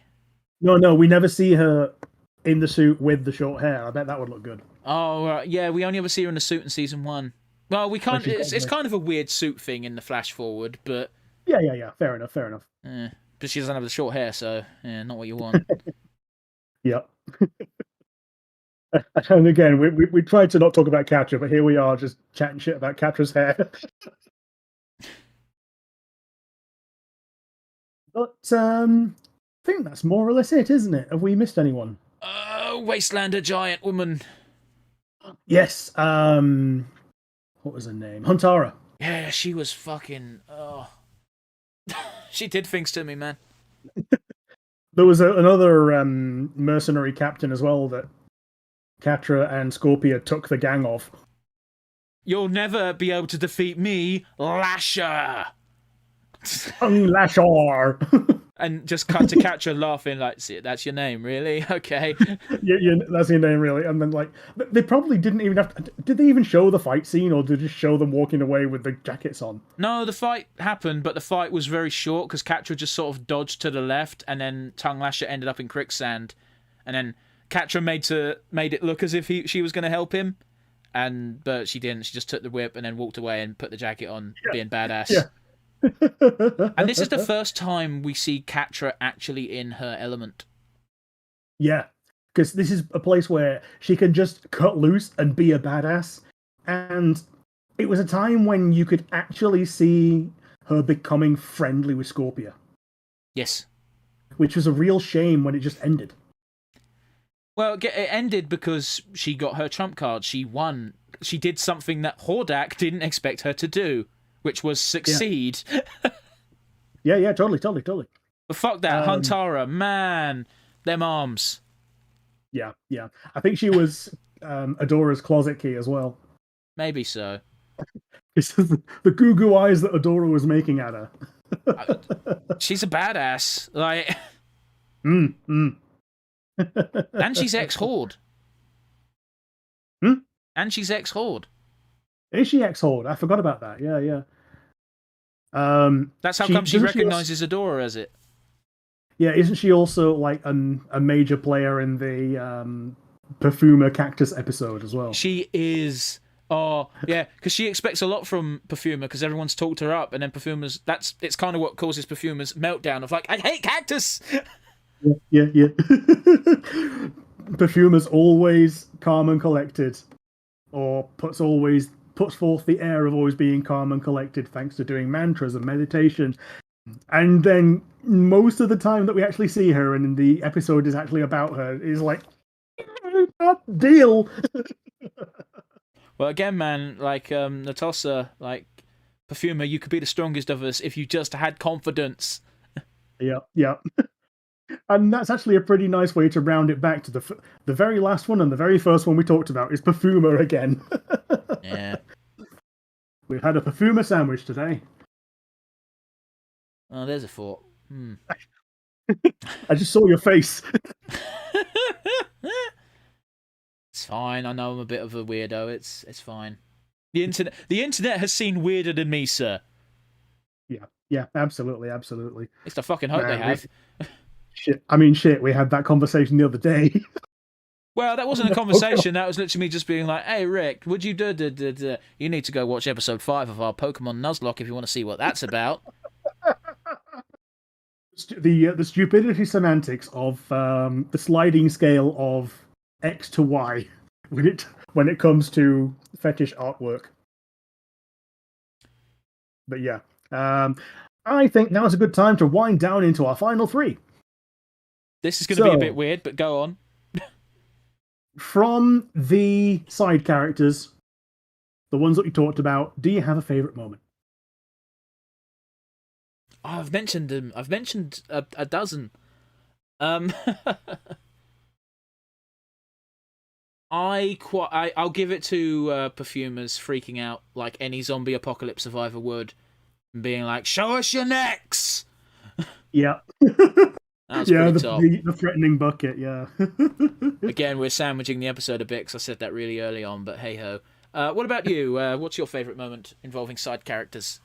My favourite moment is probably Entraptor just straight up and gleefully admitting, "Oh yes, I definitely came along because of the ship." Yeah. Did you come along because you were our friends or just because of the ship? Oh, definitely the ship. Yeah. That is probably my favourite moment. So, apologies to all the other characters with fantastic, stellar writing, but that one little gag just really got me. We can't always talk about the good. We have to talk about the bad sometimes. Do you have a weakest link? Not off the top of my head, no. We didn't get enough Double Trouble there. Sure, yeah.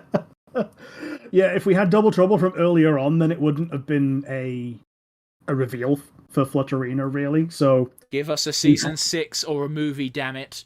I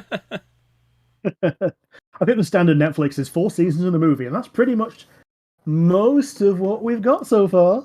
Yeah. But I'll throw it back at you. Weakest link. I think we touched on it during the episode. The perpetuation of bad raising habits being every villain's motivation and shtick, pretty much, and characterization. Like, it's a difficult thing to see in media if you're a victim of it. Yep. Even if it is just as simple as being part of the bully cycle. Like, you're being bullied by someone who was bullied. Yeah.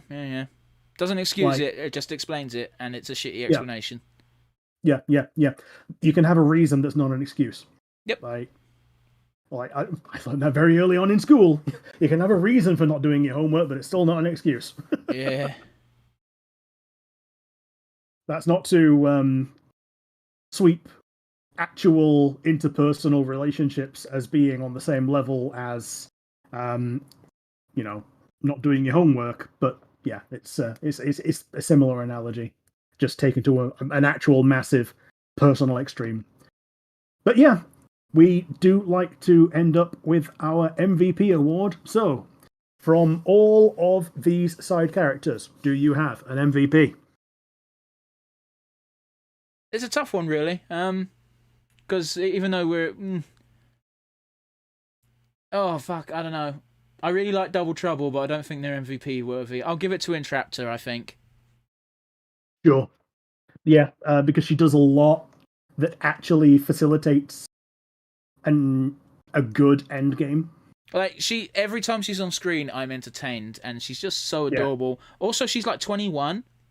Yeah. So she's like the oldest princess and still a kid by our standards. Yeah. But what about you? Who's your MVP, buddy? My MVP is probably going to have to be Angela. Okay, great choice. And it's simply because of what she has to sacrifice to save the universe, or at least the world. So, and it's one of those that her leaving the show is also, it's a positive effect on the narrative, even if it's a negative effect on the characters that are involved. Yeah, sure. So yeah, that's why I'm giving the MVP to Angela. Yeah, fair enough. So, Entraptor and Angela, a character who was in it for a little bit and a character who was in it all the time. Yeah. I guess it's time to say farewell. Yeah. So, if you like the episode, you've always got the like button on YouTube. And if you're not listening to us on YouTube, you can, well, even if you are listening to us on YouTube, you have the chat section. Or if you're watching in the past, or in the future even, you have the comment section down below. If you'd like to get in contact with us, if you're on one of the audio platforms, you have the email address, which is... Well, you got there in the end, Rick. It's nonsensereviewuk@gmail.com. Once again, that is nonsensereviewuk@gmail.com. Yeah, rate, comment, subscribe. Also like and favourite. It's going to be goodbye from me. And yeah, keep yourself safe and keep yourselves happy, guys. Bye-bye.